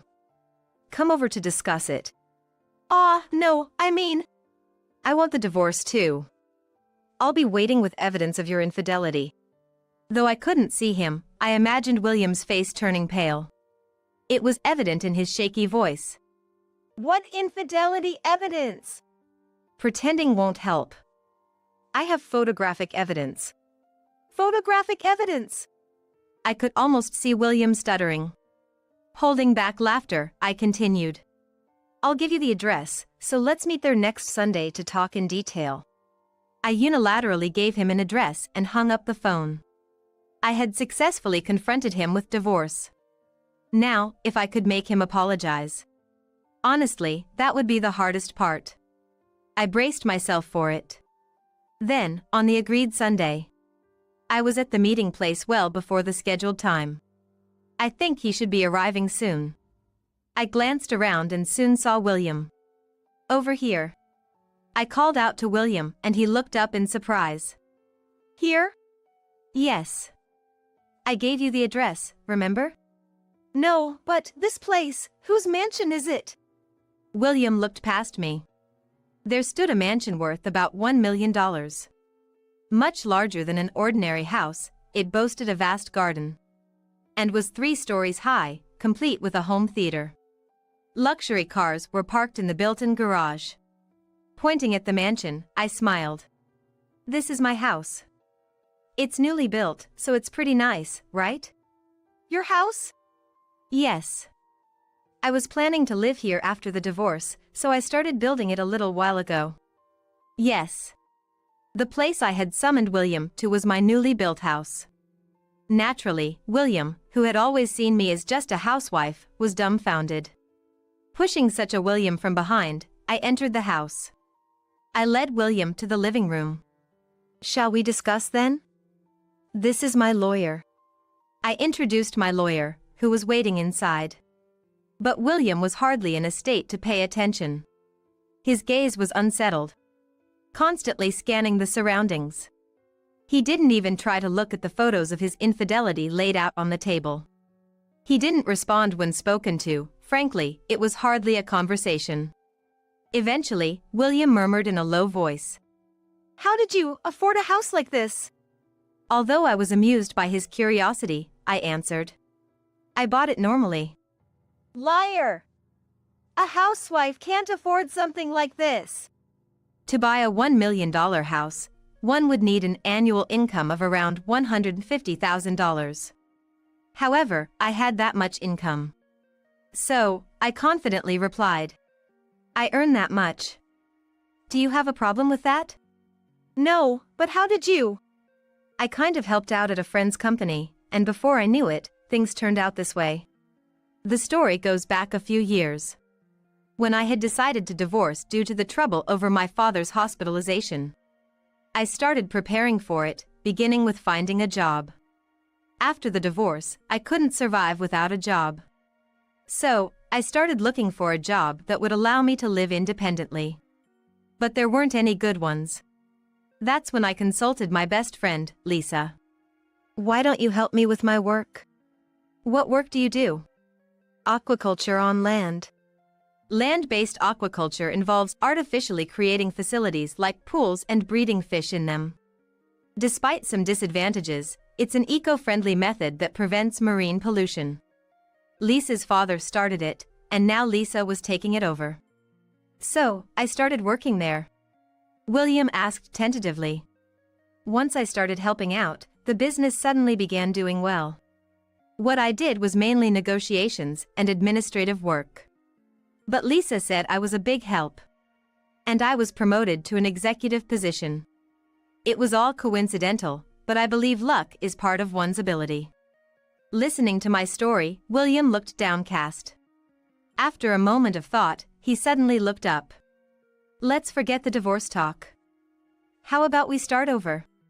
As he spoke, I looked at him coldly and replied. Stop joking. No, it's not a joke, I really want to start over with you. William only wanted my money. So, I raised an eyebrow and retorted. I dislike people who cheat. And those who neglect Stephen. No, about Dad. Quiet. You may not know, but I paid for your father's hospital bills. The money William had given me was indeed very little. After paying for groceries, high utility bills, and other miscellaneous expenses, nothing was left. That was all he ever gave. Naturally, there was no way it could cover Stephen's hospital bills. Initially, I managed somehow, but after starting my job, I paid the bills with my own salary. Despite that, you wouldn't listen to me, and you never visited Stephen. That's because, well, how can I trust someone like that? As I raised my voice, William looked down. Then, the lawyer proceeded with the discussion about alimony. William was speechless. He remained silent and downcast until the end. Urged by the lawyer, William eventually signed the divorce papers. The alimony was set at $30,000. Now that we are divorced, You'll be responsible for your father's hospital bills. Understood. William nodded reluctantly. At least he didn't argue. I was relieved. Finally, I made sure William left, practically chasing him out. It was over at last. The only regret was that I didn't get an apology from William, but I had one last move. That would make him apologize. I couldn't help but smile at the thought. A few days later, after visiting the company, I was called from behind on my way home. Hey, Susan! I turned around to see William. Don't call me like we're familiar. We're divorced now. Shut up! What the hell did you do? William was looking at me with a flushed face. I realized what this was about. Ah, so that was the talk at the company. With that in mind, I said to him with a smile, "What do you think I did?" Don't mess with me. Tell me how you got me fired. William's outburst was amusing, and I couldn't help but smile. It's your responsibility. You got fired as a consequence for having an affair with the company's clerk. William's affair was with a clerk at his own company. He had been doing as he pleased, thinking he was untouchable as the president. After the divorce was settled, I reported the affair to Stephen. Stephen was furious about William's actions, while also saddened by our divorce. I showed Stephen the evidence photos of the affair, which enraged him further. Then, Stephen made an unexpected offer. I'm going to transfer all my company shares to you, Susan. To me?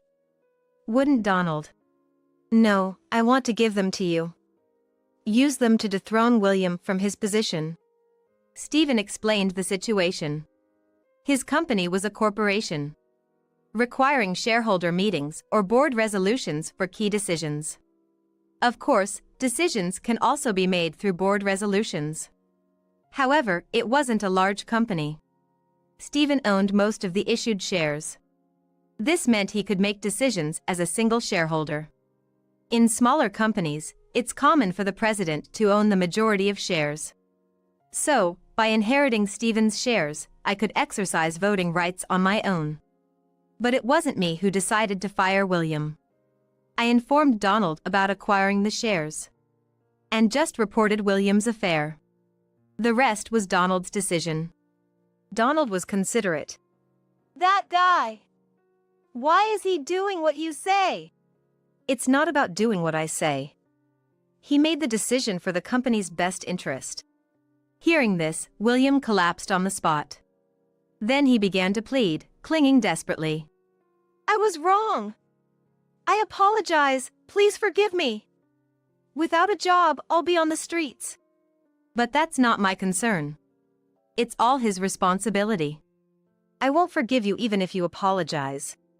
Please, I'm begging you. Forgive me. William repeatedly offered deep apologies right there. I turned away. I'm sorry, but there's nothing I can do. Why not? If you have the shares. I sold them to Donald and his wife. I don't want anything to do with you anymore. At that moment, I heard William's loud voice. Of course, I pretended not to hear and walked away. After being ousted as the president, William had to leave the company. He might have stayed if he were an employee, but William had joined the company through Stephen's connections and had always been arrogant. I'd never be just an employee, he used to boast. So, as soon as he was removed from his position, he was kicked out. Now he's working a part-time job at a grocery store, but re-employment at his age will be difficult. He's likely to spend his later years in poverty, filled with intense regret. As for me, after the divorce, I became more dedicated to my work. While I don't think I'll remarry, I have several male colleagues. Spring might come again.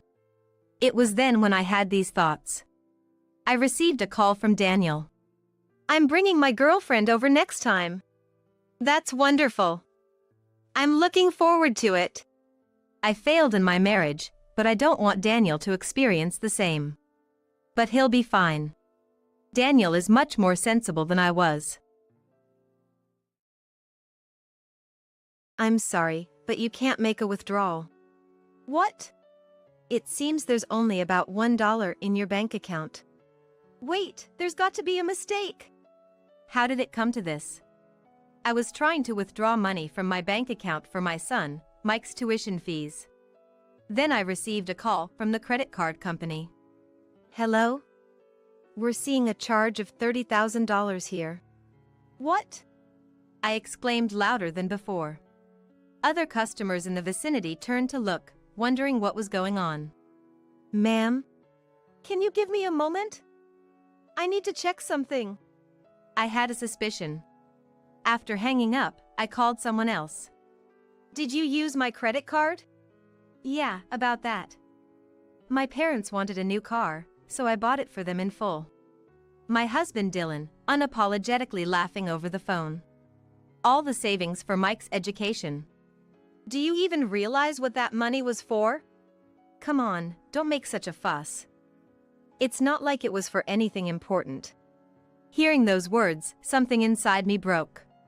You better be responsible for your own words. What? It's your fault for leaving your credit card around like that. Don't joke. Even if it's for your parents, you can't just recklessly spend like that. You have no right to tell me that. Realizing arguing was futile, I decided on a final course of action. Fine. Hey, wait a sec. I hung up and immediately called the police. Dylan had to face the consequences. There was no way I could forgive him. I'm Emily. 45 years old, working in sales at a cosmetics company. My family consists of my husband Dylan and our 18-year-old son Mike. Our relationship started through work and evolved from there. Emily, do you plan to get married in the future? What? Where has this come from? I was just thinking, since you're so beautiful. If we're talking about looks, Dylan, you're quite handsome yourself. Oh, come on. We were both 26, thinking about marriage. Such conversations became frequent, and before we knew it, we were dating. A year later, we got married. Dylan wanted me to be a housewife after marriage, but I wanted to continue working. Since I'm going to keep working, how about we just merge our bank accounts? That might get confusing. Let's keep them separate. Really? Well, I'll be the breadwinner, paying rent and groceries. You can handle the savings. Okay then. Living together revealed aspects of Dylan I hadn't noticed before. Discussing it with friends, they said it's often the case, which somewhat reassured me. Things were going well after that, so I didn't say anything too strongly to Dylan.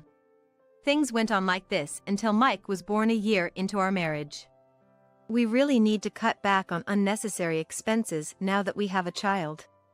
I was on maternity leave and decided to talk to Dylan when he got back from work.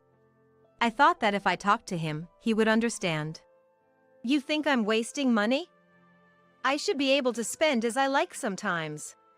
Of course, but my worry is that you're overspending. Ugh. Dylan sighed, looking annoyed. I was worried if we were okay, being this way so early in our marriage. But the problem didn't solve itself as time went by. And the issues weren't just with Dylan. My parents are coming over to visit soon. What? Why didn't you tell me earlier? Sorry, I totally forgot. This was just the beginning. I was constantly being put in difficult situations by Dylan and my in-laws. And then, the following Saturday, my in-laws arrived. Hello, Emily. Long time no see. Please come in. Don't mind if I do. At first glance, the parents-in-law seemed quite caring, and to others, there seemed to be no issues. However, perhaps more like a parent and child, they were lax about managing money. How about we go shopping today, since it's a special occasion? Shopping? Yes. There's something I've been wanting for a long time. But since Mike was in a bad mood and wouldn't stop crying no matter what, I ended up staying home.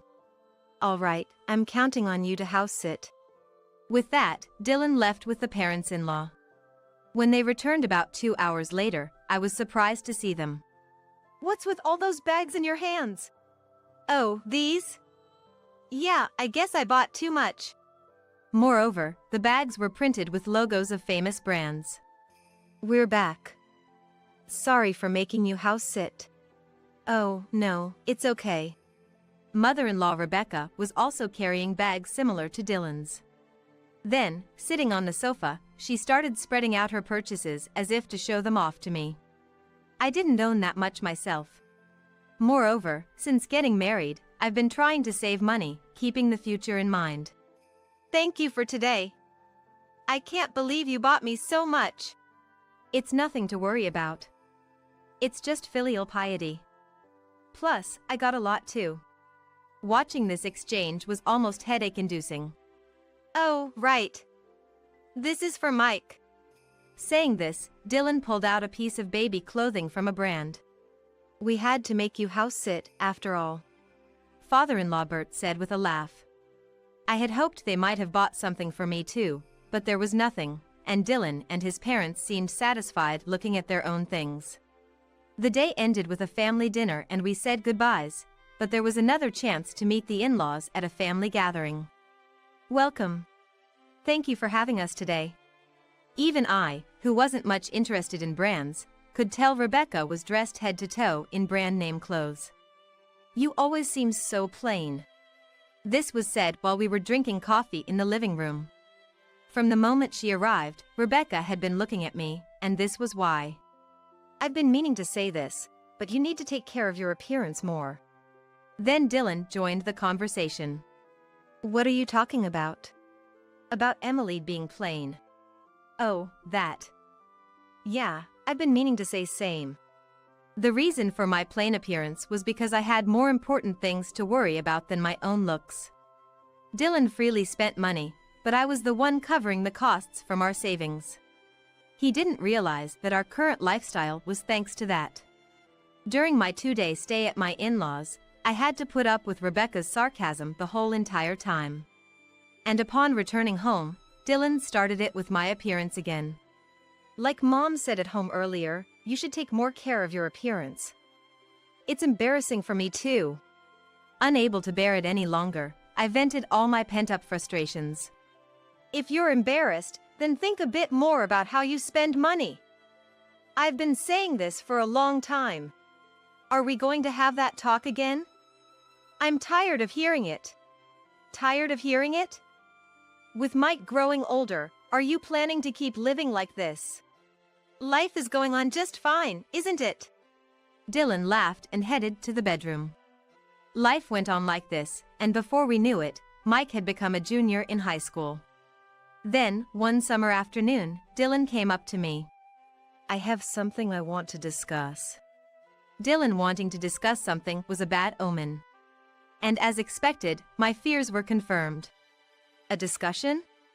Sort out your money issues yourself. Haven't said anything yet, have I? Can you pay for some living expenses instead? Had Dylan not listened to me at all? I was so astounded I didn't want to talk anymore. By the way, what are you short on? What I'm short on? Everything. Everything? It hasn't even been a week since payday. Just help me out, okay? Dylan didn't seem to feel any remorse towards me. Reluctantly, I convinced myself it was necessary for our livelihood. This is the last time, okay? Yeah. Even though we were still talking, Dylan was looking at his mobile phone, seemingly bored. And that wasn't all. I'm going out for a bit. Wait. Where are you going? Don't need to tell you. I'll be back by night. And then Dylan left the house. I was left alone in the living room, stunned. Honestly, I've considered divorce more than once or twice. But I didn't because of Mike. While I was thinking about this, Mike came. Huh? Where's Dad? He just went out. Maybe he's gone to buy something again? You think so too? Whenever Dylan went out alone without saying where he was going, he invariably ended up buying unnecessary things. As I sighed, Mike made a suggestion. Why don't you just let it go? What? I've been watching all this time, and it's clearly too much. But you're still here. I can't do something so irresponsible. That's why I'm saying, once I graduate from college, I'll leave this house to work. Then, Mom, you can be free to do what you want. Thank you. For Mike, who had been watching Dylan's reckless behavior, it must have been too much to tolerate. Mike's words were a relief to me. He was my son and we were a team. Dylan returned before dinner, as expected, with luxury items. If there was money to buy such things, it should be used for living expenses. I was too tired to even complain to Dylan. No matter what I said, he wouldn't listen and would do as he pleased. Some time after I had covered Dylan's expenses. Here. What's this? This is to cover what you paid for me the other day. Saying that, Dylan handed me an envelope. Inside, there was money. Oh, thank you. I hadn't expected him to repay me so soon. When I checked the amount, it was $1,000. It wasn't enough to cover what I paid, but I still felt a little happy. But that brief joy soon turned into a nightmare. All right, I'm taking this back. Hey, what are you doing? Dylan snatched the envelope back from me and put it in his pocket. I did pay you back, right? I'll need it for tomorrow. I don't understand what you're doing. I was confused about what was happening. While I was in panic, Dylan continued. Why are you surprised? Look. Then Dylan handed me the envelope again, only to take it back. He repeated this a few times. So, now I've paid back everything I owe you.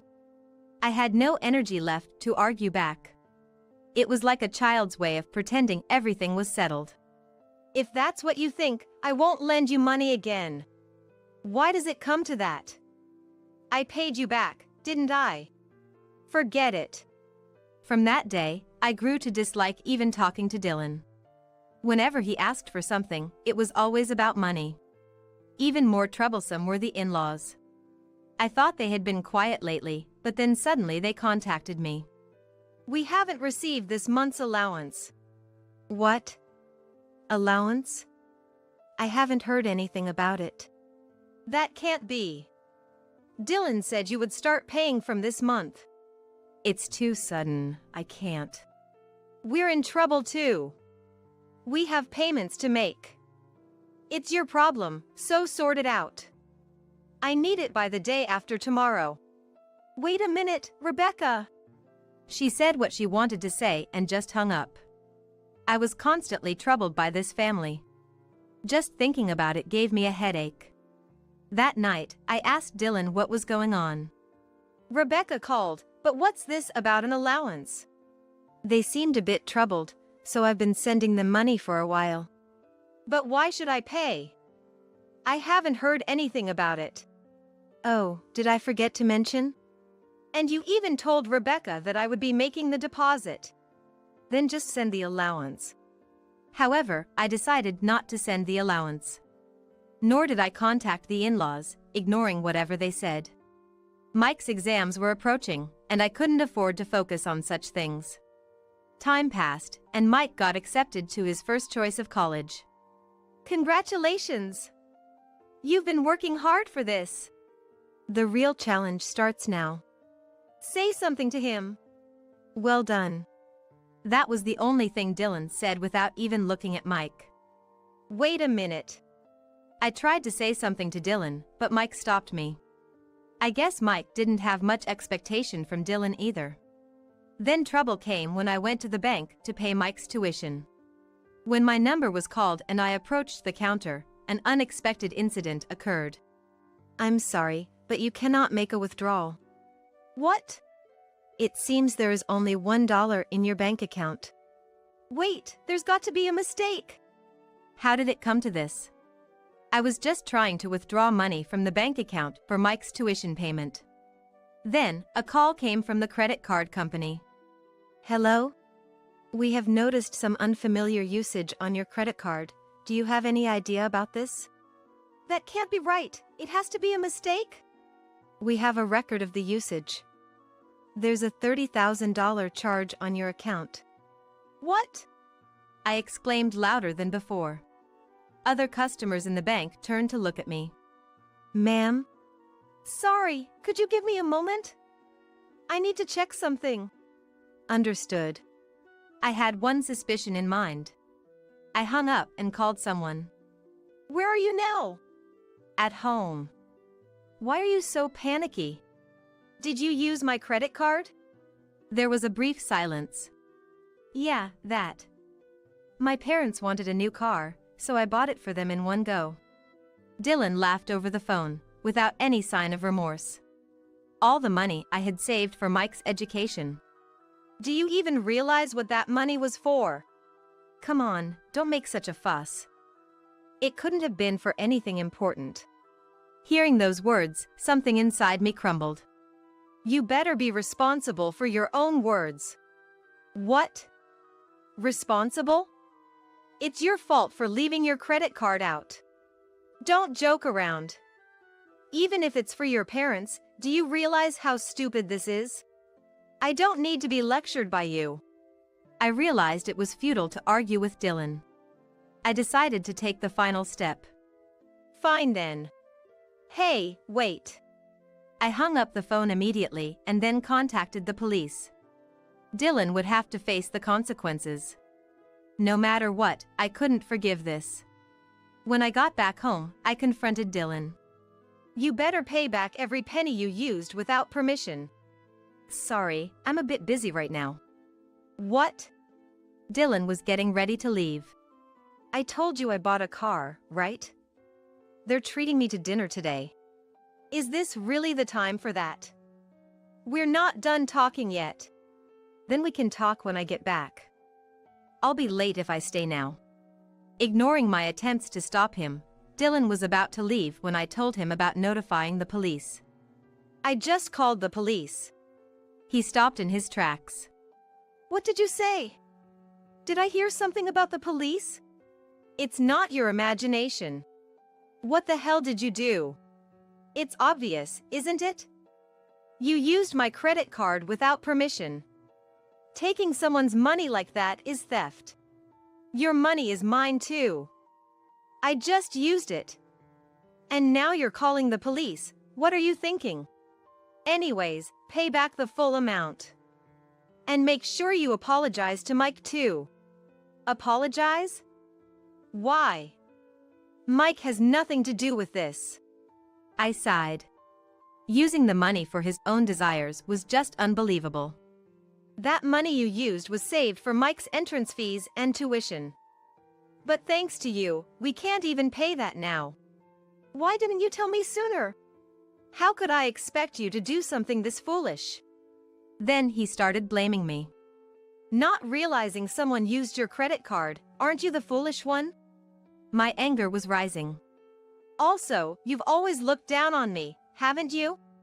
That's you. Don't you see me as anything more than a wallet? What? You've become such a troublesome woman. I was about to utter the word divorce when Mike, who had been out, returned. What are you doing? Mike. Another fight? Give it a rest. His words were not directed at me, but at Dylan. What's up? You got a complaint against me too? It's not a complaint, it's a warning. If you keep this up, you'll regret it eventually. Regret? You've become quite bold in talking back to Dad, haven't you? Dylan even started snapping at Mike. I regretted ever marrying such a person. Oh, right, I almost forgot to tell you. I'm going on a trip in a week. How can you be so selfish? I thought about taking you guys along, but changed my mind. Just stay home and behave. Dylan laughed at us mockingly and left to buy things for his trip. Left behind, we looked at each other. I'm sorry, Mike. Your tuition. So that's why you were fighting. Now I couldn't even send him to college. Even though it was Dylan's fault, I wouldn't have been surprised if Mike blamed me. But instead of blaming, Mike was concerned about me. It's not your fault, Mom. Dad's the one to blame. And it's not like I can never go to college. I felt grateful to Mike for saying that, but was also filled with guilt. I decided I had to get revenge on Dylan to the end. I need your help with something. Of course. I'm on your side, Mom. So, we planned our strategy before Dylan returned. And then, in the morning a week later. See ya. I'll be back the day after tomorrow. I didn't even respond. What's with you? At least say something. Oh, and I paid for this trip with your credit card. Dylan left in a good mood. I wasn't even surprised to hear that. Is he gone? Gone. Shall we start then? Yes, let's. We packed up everything except Dylan's belongings. During this week, we had found a place to move to. We decided to move on the day Dylan went on his trip. We're finally done. It took quite some time. Just need to get the movers now. Soon the movers came. We left a note in the room and headed to the new apartment. I also decided to cancel the lease on the current apartment. I was the one who had originally signed the lease. Thus, a new life with Mike began. I wonder what he'll think when he gets back. He'll probably panic. But whatever happens, I don't care. Serves him right. The day Dylan was supposed to return from his trip arrived. Sure enough, there was a barrage of calls from Dylan. Curious about his reaction, I answered the phone. Emily! Where are you? I don't think I need to tell you that. Stop joking around. I think you're the one who's joking. Did you check the table? The divorce papers? Yes, those. My name is already on them. Fine. Then we'll get divorced. With that, Dylan hung up. The next day, Dylan sent a photo of the signed divorce papers. I felt relieved, but still had things to do. I immediately contacted a lawyer to get back the money he had used without permission. About a month later. What do you mean move out? A panicked call from Dylan came early in the morning. It means just that. I signed the lease, after all. I can do whatever I want with it, right? I can't just accept that. Come back here now. That's impossible. We're divorced, remember? I thought it was time to say everything I wanted to Dylan. Also, I'm getting the money you used back through my lawyer. You did what? Yes. I don't need to hold back anymore. So, I'll do as I please. Who do you think allowed you to live like this? I certainly don't think it was thanks to you. Even over the phone, I could tell Dylan was furious. But his anger couldn't change the reality. Just get out of that house quickly. It's not yours anymore. You'll regret this. He hung up, but I wasn't bothered. In fact, I laughed out loud. What happened? Sorry. That was him just now. And what did he say? Of course, he was angry. Told me that I'd regret this. What's that supposed to mean? It's funny, isn't it? After that, Dylan, unable to do anything, had to leave the house. He truly got what he deserved. Apparently, Dylan moved back to his parents' house, but that was a mistake. Dylan's help was far from over. The next day after Dylan contacted me, the lawyer informed me that we could formally recover the money. It looked like we could also claim compensation for all the trouble he had caused. How dare you do this to us? Huh? The call from Rebecca was full of complaints. Thanks to you, we're in trouble. We can't make our payments now. How are you going to fix this? That's unfortunate. But it's no longer my problem, and you'll have to resolve it on your end. You should pay in my place since it's your fault. Absolutely not. If you had any gratitude for the help we gave you, you should repay that kindness. I don't feel I owe you anything, so I'm fine. Goodbye. This time, I was the one to hang up. It was a truly liberating moment. This outcome should have been easy to predict. A family all lax about money was bound to collapse eventually. Blinded by immediate desires, they failed to see the reality of their situation. We finally got our money back. Yes, but we couldn't make the college payment in time. It's okay. I'll try again next year.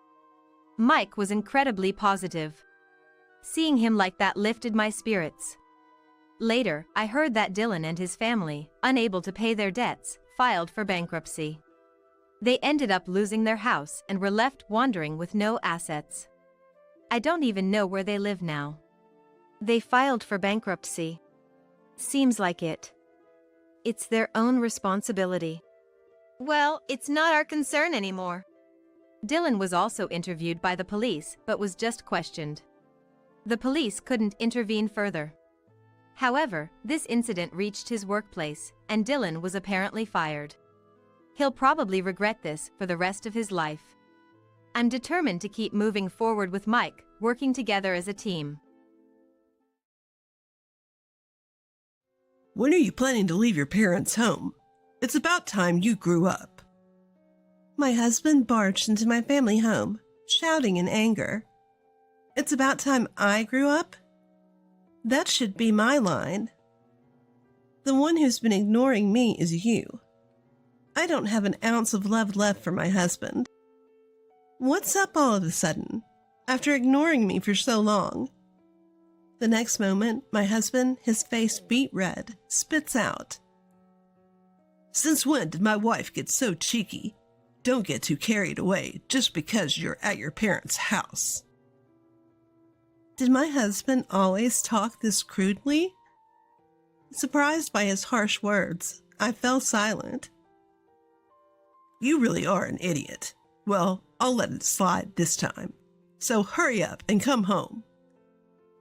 Despite my husband's exasperated words, I have no intention of going home. Don't you misunderstand? Our marital life is over. What? What do you mean by that? You haven't heard anything from your mother-in-law? Well, let me tell you. I wonder how long this overbearing attitude will last. With a defiant smile, I revealed the truth to my husband. My husband Jackson and I were married 2 years ago. We both worked as sales representatives at an electrical parts manufacturer, and we were in the same batch. We often went for drinks after work. I feel calm when I'm with Emily. Before we started dating, my husband would often say such things, and I felt the same way. That's probably why we were naturally drawn to each other and started dating. We didn't interfere with each other or act overly sweet, but he was someone I thought I could spend my life with. A year into our relationship, he proposed. Of course, I said yes. 3 months after the proposal, we got married, rented an apartment near our workplace, and began our life as newlyweds. We were married, but I had no intention of having children just yet, so I didn't quit my job. I'm going out for a bit. Again? You should help with the cleaning once in a while. I'm stressed from work. I'll do it next time. See ya. Ever since we got married, my husband would always go out somewhere on his days off. It's rare for him to stay home on a day off. I understand that work is tiring, but so is mine. I'm not saying he should help out on weekdays, but it wouldn't hurt to lend a hand once in a while. But I convinced myself that this is just the role of a wife. As my mother was in a similar position in my family home, and I tried not to think too much about it.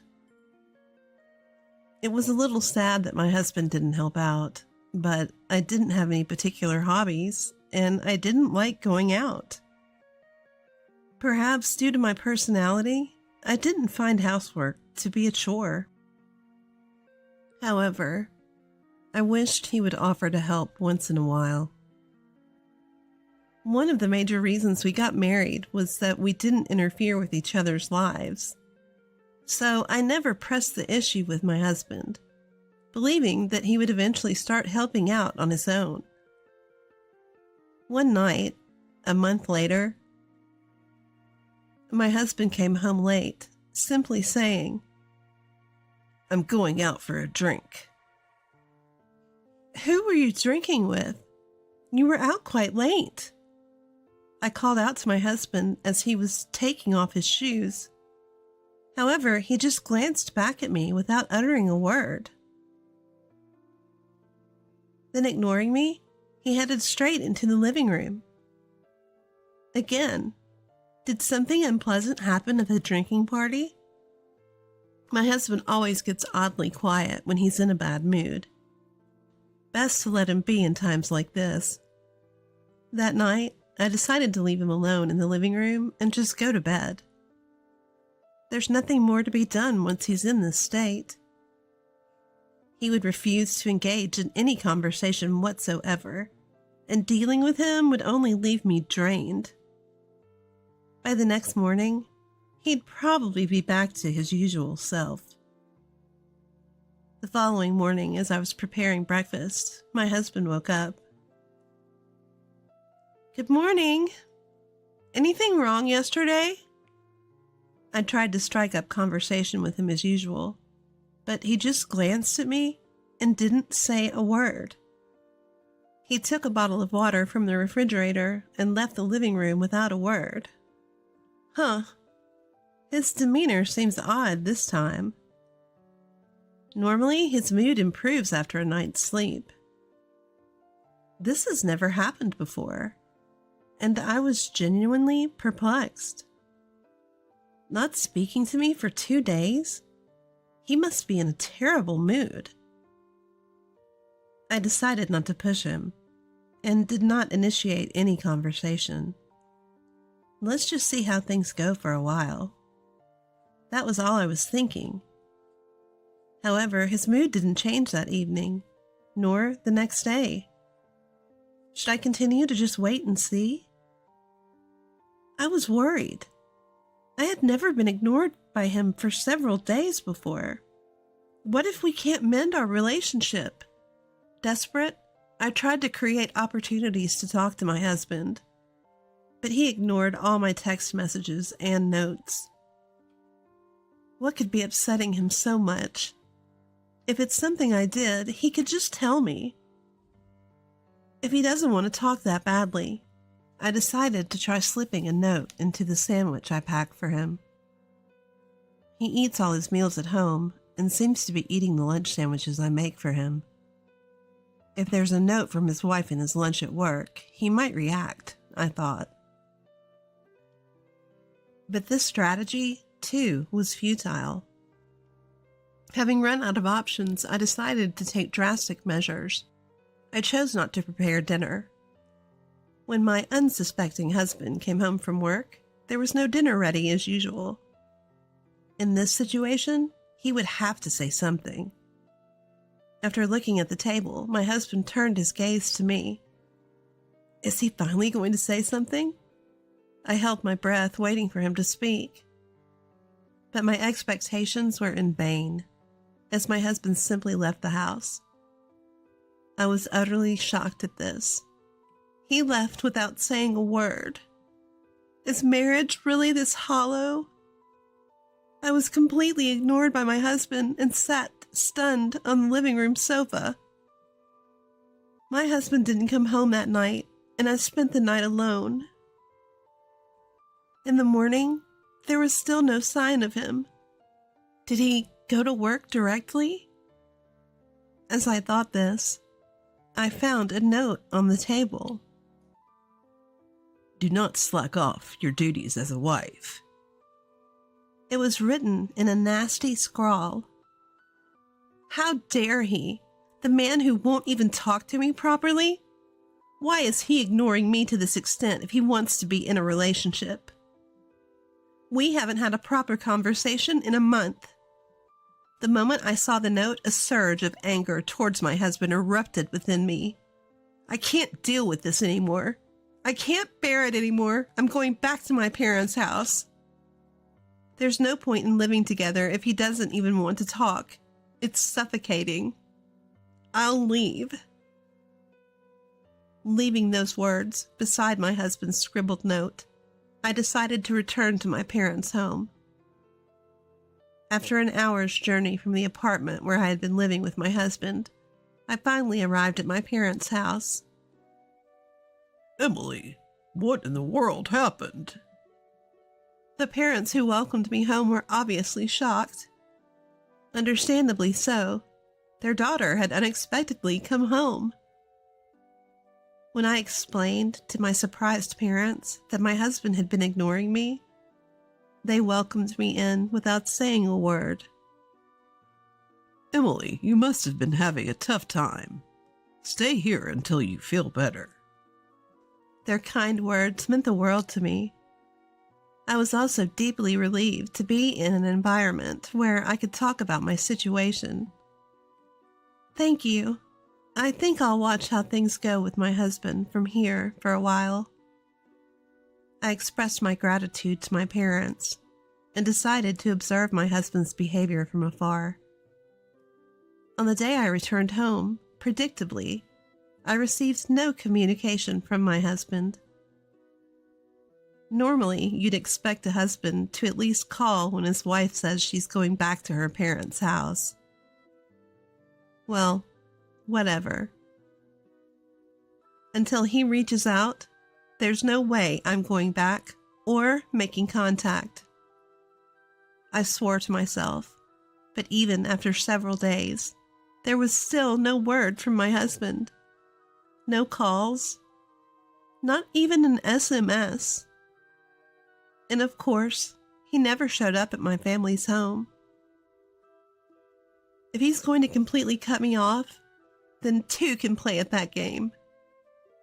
Initially, I was quite stubborn about it, but as the days with no contact from my husband dragged on, I eventually stopped caring about him.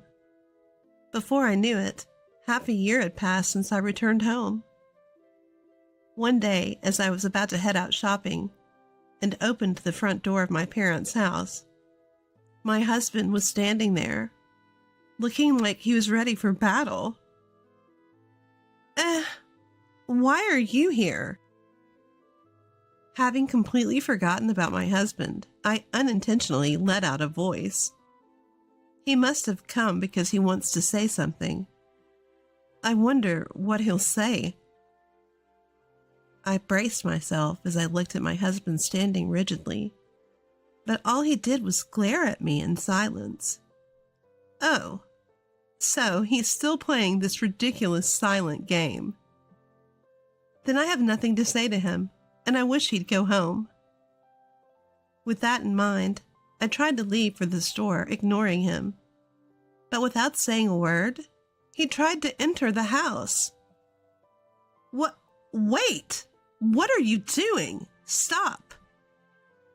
I hurriedly tried to stop him, but he just looked at me as if he couldn't understand why I was trying to stop him. Don't just barge into someone's house. I'll call the police, I blurted out at my husband. Seeing me react like this, my husband smirked. You've become quite cheeky for a wife.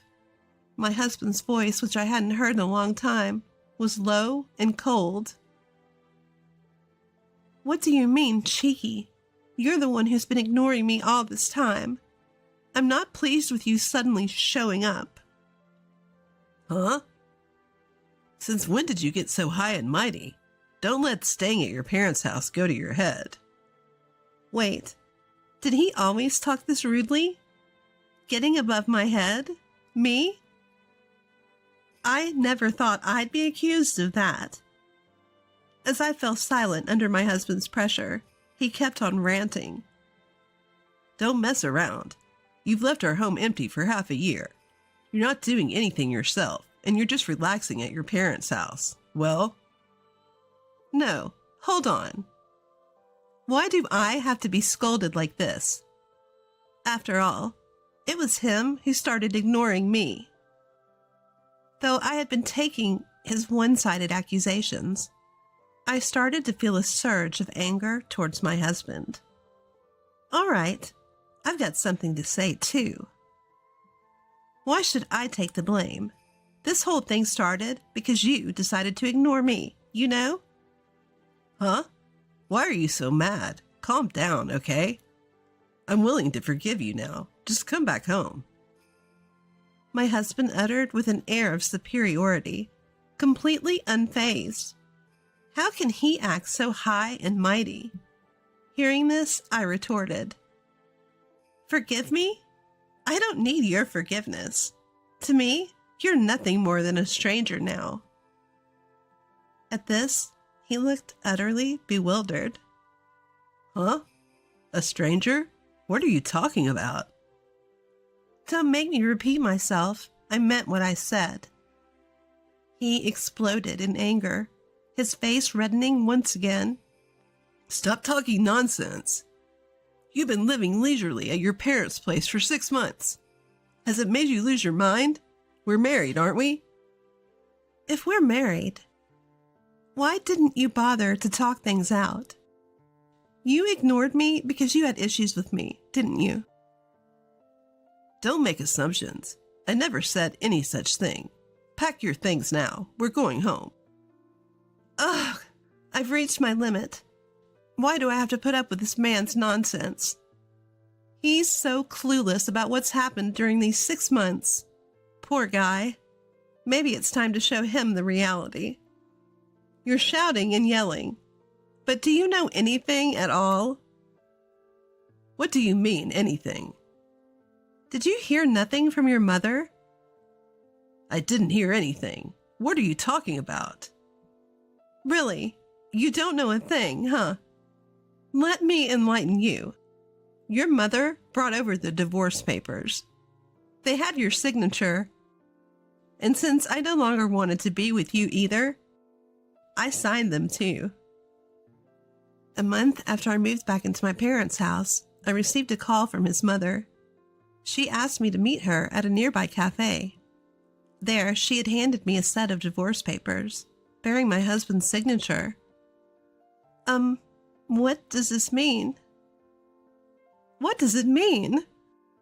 I heard from Jackson that you haven't come home and you're not even communicating properly anymore. Her eyes bore the same cold look my husband usually gave me. So, Jackson asked you to give me these divorce papers. Oh, yes, he did. A surge of joy filled me. I was free from my husband. Thinking about it gave me such a sense of relief. Understood. Then I'll sign the papers for the divorce. The moment I received the divorce papers, signed by both me and my husband, I immediately filed them at the family court. So there you have it. Do you understand? We are no longer in a marital relationship. When I made it clear to my ex-husband that we were divorced, he lost all his energy and started panicking. His face turned pale and he was breaking out in a cold sweat. No, that's not what it is. I gave the papers to reassure my mother. A mother who would be reassured by receiving divorce papers? I was dumbfounded by my ex-husband's response. So? I didn't intend to file those divorce papers. They're invalid. If he had no intention of filing them, why did he sign them? Furthermore, once they've been submitted to the family court, they can't be easily invalidated. Just so you know, I've already filed the papers at the family court. They can't be invalidated now, okay? You think just apologizing to the family court will take care of everything, huh? I'm willing to do it with you. You realize it'll be a real hassle if we go through with the divorce, right? Just how much does this guy enjoy toying with people? Does he think I'll be at a loss if we divorce? That's ridiculous. I won't have any problems, actually. No, you will. We're not exactly young, are we? Who'd want someone our age who's divorced? That's why I'm saying we can just ignore this whole divorce thing. You should listen to me. It's a good thing, right? Even now, my ex-husband still talks like this. Can this man do anything else besides putting on airs? Why did I ever marry this guy? I thought to myself, exasperated at my husband's words. You know what? You're only thinking about yourself. We can't just pretend the divorce didn't happen. And I won't have any issues even if I split from you. Plus, I already have someone else. It seemed like my ex-husband didn't quite understand what I was saying. He fell silent, saying nothing. You don't seem to understand, so I'll say it again. I'm seeing someone else, and it's not you. This time, he seemed to understand. My ex-husband suddenly started making a fuss. What do you mean? Huh? You're lying. You're just saying that because you don't want to come home. It's not a lie. It's the truth. No way, you're making a fool out of me. I won't forgive you. He can't refuse to forgive me. He can refuse to forgive all he wants. It's still the truth. I wondered how I could make him believe it. As I was puzzling over this, I felt a presence behind me. Are you okay? I heard raised voices. What's going on?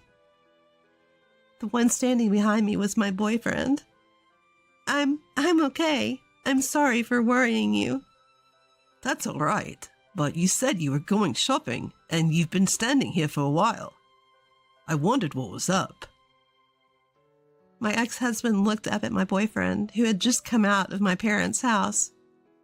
That's understandable.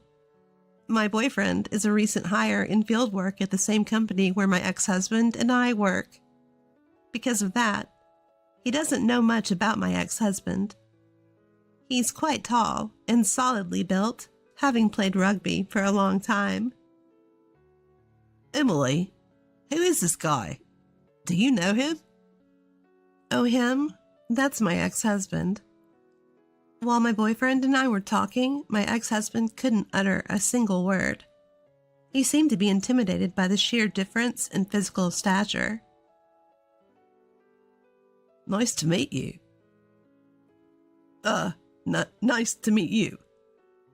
My ex-husband was so overwhelmed by my boyfriend's greeting that he started to step back. And what exactly does your ex-husband want? He's not bothering you, is he, Emily? My boyfriend questioned my ex-husband with a piercing look. Perhaps sensing that he was at a disadvantage, my ex-husband responded, No, I'm not doing anything. With that, he tried to leave my parents' house. If you come here again, I won't hesitate to call the police. I firmly pushed my ex-husband out the front door and closed it behind him. He was so scared of my boyfriend, I doubt he'll come again. Since then, just as I expected, my ex-husband hasn't shown up at my parents' house. In the end, his own selfishness and neglect led to an irreversible situation. And to top it all off, he even signed the divorce papers I had given to my mother-in-law. To think that he would actually go through with the divorce. There's no other word for him but stupid. This is all his own doing. A week later. Hey, have you heard anything from your ex-husband recently? Huh? Oh, I had completely forgotten about him until you mentioned it. Had my boyfriend not brought him up, I probably wouldn't have even remembered him. I hadn't heard from him, but now that it was mentioned, I was a little curious. I decided to call a mutual friend and check up on my ex. Hey, how's Jackson doing? I haven't seen him at work recently. Well, he hasn't been doing so well since the divorce. He's really lost his spark. Really? I would have thought he'd be just fine. Actually, it seems like he quit his job 3 days ago. Upon hearing this, I was genuinely surprised. That was right after he had showed up at my parents' house, and nobody told me he had quit his job. Wait, why would he do that so suddenly? I don't know if it was because of the divorce, but he suddenly lost all motivation. He told the company that he's quitting to take care of his mother, but he asked him not to tell many people about it because he doesn't want to worry them. In reality, that's a lie, and he's been lazing around drinking every day. Oh, I see. Thanks for letting me know. With that, I ended the call. I had no idea my ex-husband was dealing with so much. Well, it's his fault, so I guess it doesn't really matter. As a newly divorced woman, I can't marry my current boyfriend right away. But if things keep going well, we plan to register our marriage next year. I hope to build a happy family this time with proper communication. I'm divorcing you, you fool. My husband shouted over the phone just as I had returned from a business trip. I've put up with you so much until now, but I've reached my breaking point. If you don't want a divorce, apologize now. Understand? Yeah, I got it. But instead of heading to where my husband was, at my in-laws' place, I went somewhere else. My name is Sophie, 28 years old. I married my husband David, who is 2 years my senior, 3 years ago. To put it bluntly, my husband is the son of my company's future CEO. I originally worked for a different company, but after marrying David, I changed jobs. Since then, I've been working hard as an employee at my husband's company, preparing to become the next CEO's wife. He hesitated about me working at the same company, but there was no arguing with an order from the current CEO, his father. My work is demanding, and long business trips are the norm. We've been waiting to have a child, but the environment is just not relaxed enough to allow for a leisurely pregnancy. Lately, the relationship with my husband has been less than stellar. In fact, it's been deteriorating. We're both too busy, and we often end up arguing over trivial matters. Just the other day, my husband yelled at me as I was about to leave for work. Hey, Sophie, why didn't you wake me up at the time I told you? I did wake you up several times, David. You yelled at me not to disturb you and that you'd wake up on your own, so I just went and prepared breakfast. What? I never said anything like that. Stop lying. I'm not lying. I tried to wake you up at least 20 times, and your alarm was blaring the whole time. You can't imagine what's going to happen if I'm late today. I'll get chewed out by my dad again. Why do I have to be the one who gets yelled at when it's his fault for not waking up? I initially tolerated my husband's irrational scolding, but I finally began to push back. Because of this, we had a huge fight recently where he declared, I want a divorce. Since our in-laws intervened, we were saved from such a major incident. Nevertheless, I was increasingly getting fed up with him throwing around the word divorce at every little issue. One day, while I was preparing for a business trip, my husband approached me with a sullen expression. Hey, Sophie, you're off on another trip, huh? Seemingly dissatisfied with my frequent business trips, my husband always derides them as trips. I responded, exasperated. It's not a trip. It's a business trip. Why do you keep making me repeat the same thing?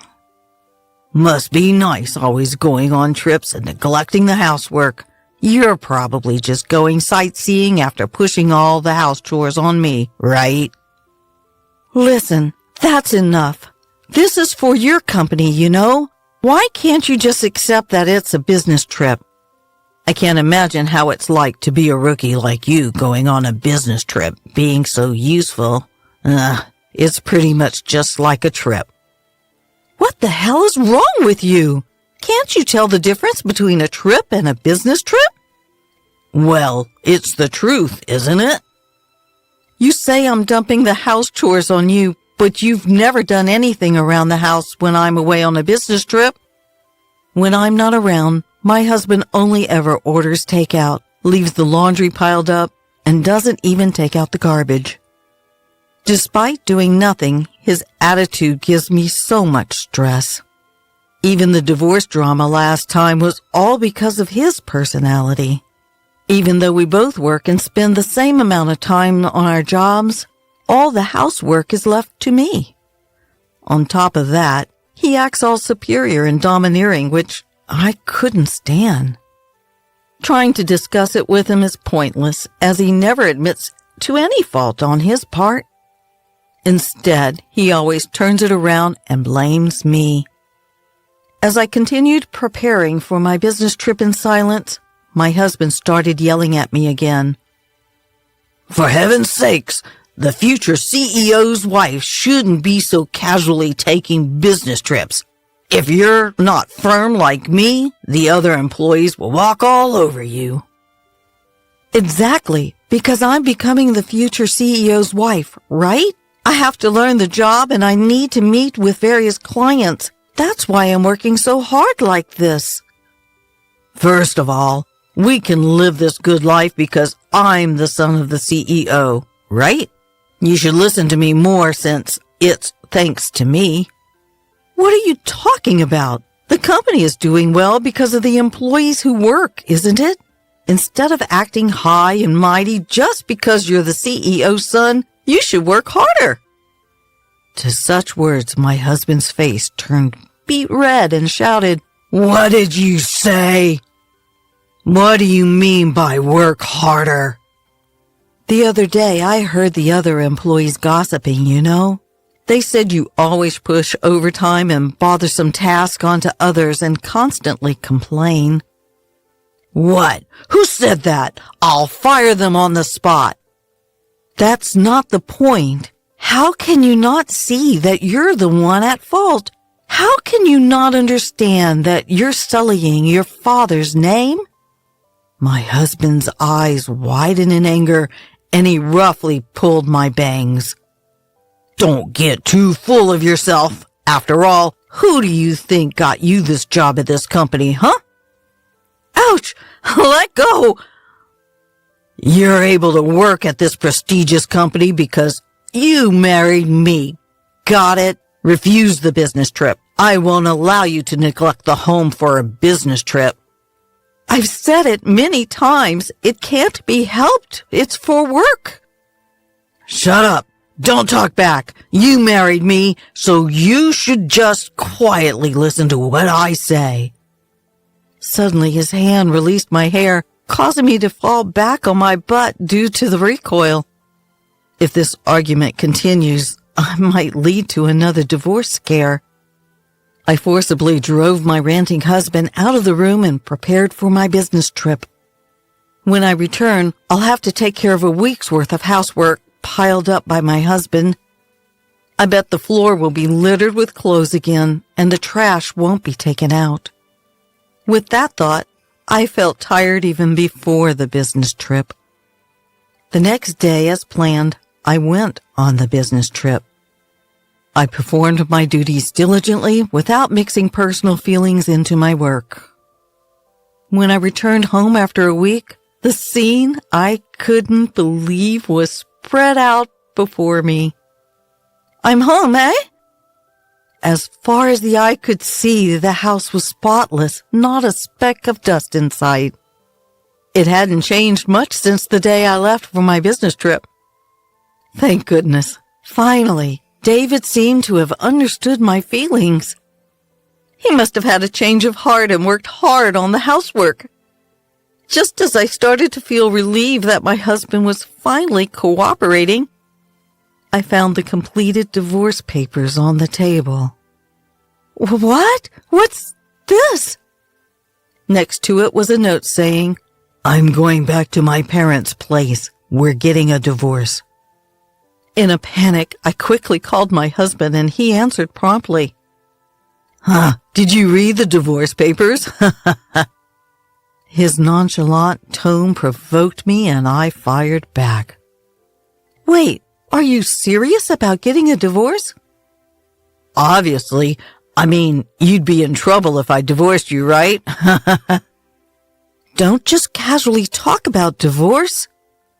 Then my husband said with a smug tone, If you're going to go that far, and he began to set out conditions. If you don't neglect the housework and listen to what I say, I might consider withdrawing the divorce, but of course, no more trips. What? I told you, it wasn't a trip.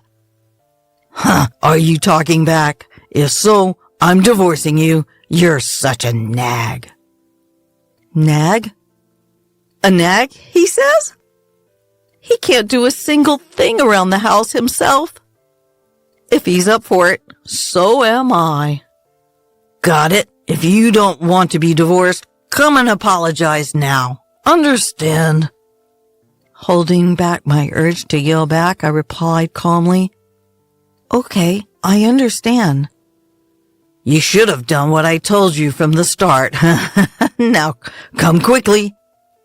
With that, he hung up the phone. Instead of heading to my in-laws' house where my husband was, I left the house to go to the city hall. Of course, to submit the divorce papers. They were accepted without a fuss, and I was officially single again. 3 hours later, while packing up at home, my ex-husband came back with his mother, probably impatient with my no-show.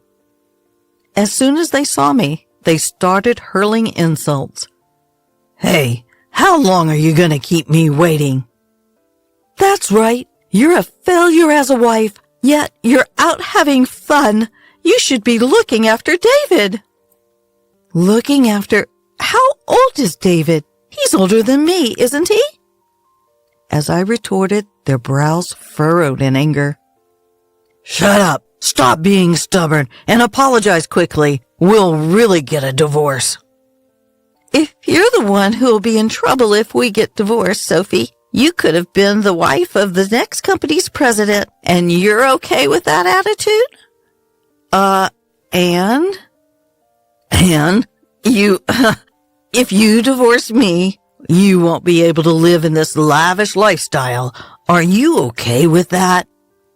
Well, I didn't think you were a good match for David in the first place, so I really don't care. At my loss for words, my ex-husband showed a devilish grin. Got it. This is your last chance. If you don't apologize now, we're getting a divorce. I'll kick you out of the company too. Make up your mind quickly. At that moment, anger surged through me like a fireball. I had to let him know he didn't understand the situation he was in. We're already divorced, you know? What? Just as you wished. I've already submitted the divorce papers and they've been accepted, meaning I'm no longer your wife. What? Her ex-husband and mother-in-law just stood there, mouths agape. After a moment of silence, he finally found his voice. What are you talking about? This is a joke, right? There's no way you'd... Why would I lie? If you don't believe me, why don't you check the records yourself? No way! Suddenly, the mother-in-law who'd been listening started to shout. Wait, Sophie! What have you done? You've put divorce on David's record? Our future CEO? It was your son who handed me the divorce papers first. All I did was submitted them. Stop making excuses. Cancel the divorce immediately. Do you understand? I'm sorry, but once the divorce papers have been accepted, they can't be canceled. Besides, I have no intention of canceling. What? The mother-in-law was at a loss for words, and the ex-husband just hung his head. Ignoring those two, I spat. I've had enough of being ridiculed every time I go on a business trip, having to balance work and housework every day. As far as I'm concerned, you're nothing more than a burden. So, Sophie, calm down. Calm down? I'm perfectly calm. What's the point of being married if it's only a name? All you care about is yourself, isn't it? I didn't mean it like that. You do realize you're losing your place as the CEO's wife, right? Are you okay with that? I didn't transfer to your company because I wanted to become the CEO's wife. I don't know how much you've been pampered, but I didn't marry you to take care of you. Are you really ready to give up this lifestyle? If you'd just be patient a little longer, you'd be the CEO's wife. I absolutely refuse to continue being your caretaker. I'm not your mother. Just go live your life on your own. With the intensity like never before, my husband was completely teary-eyed.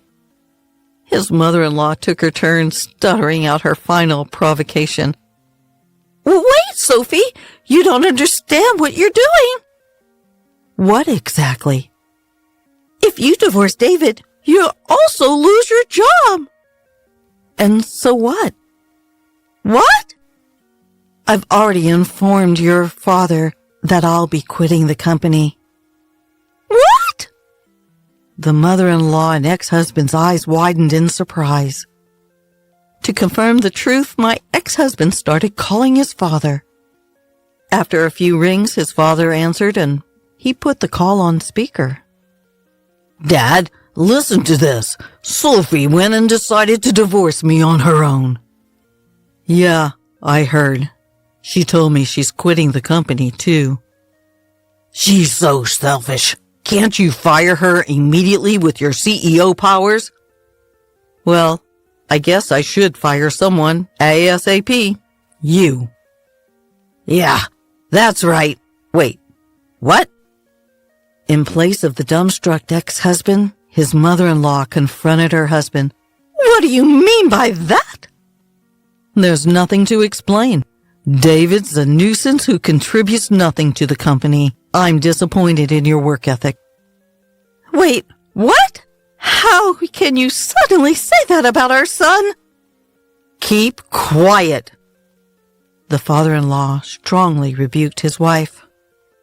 David, your work performance is poor. You use the company's supplies without permission. You casually make advances to female employees. You complain about the company cafeteria. You're just no good. Do you think I don't know that you're being called incompetent by your subordinates?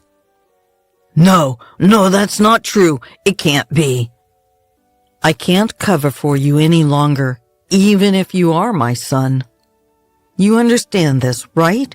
Being the boss's son doesn't make the company a sweet ride. But that doesn't mean you have to fire me. The only thing I can commend you for is marrying a capable wife. Sophie will continue to work for the company, but you're fired, David. At his father's words, my ex-husband's eyes widened in shock. Unfazed by his reaction, the father-in-law continued.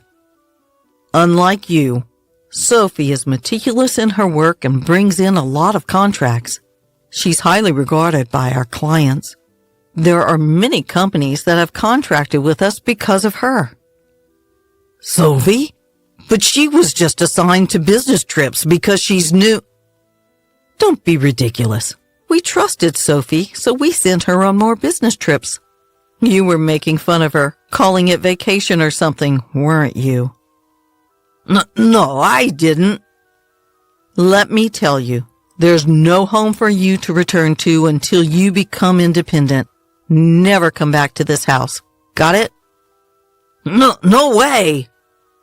And so, my ex-husband was disowned by his father-in-law, lost his job, and couldn't even return to his parents' home.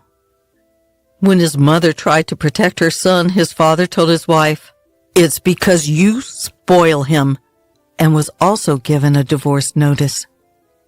The two of them used up their savings to start living in an apartment, but they have been unable to find work, and their unemployment continues. I still get messages from my ex-husband. Sophie, I was wrong. I won't make fun of you anymore. I promise to take care of myself, so please come back. I can't take it anymore. Help me. He was so persistent that I finally blocked his number. I shouldn't have to deal with that mama's boy anymore. On the other hand, I'm still working hard under my father-in-law, who is the CEO. Now I have my own subordinates, and I'm spending fulfilling days. It's really good that my father-in-law is an understanding manager. From now on, I want to strive towards my goals without being trapped in meaningless family relationships.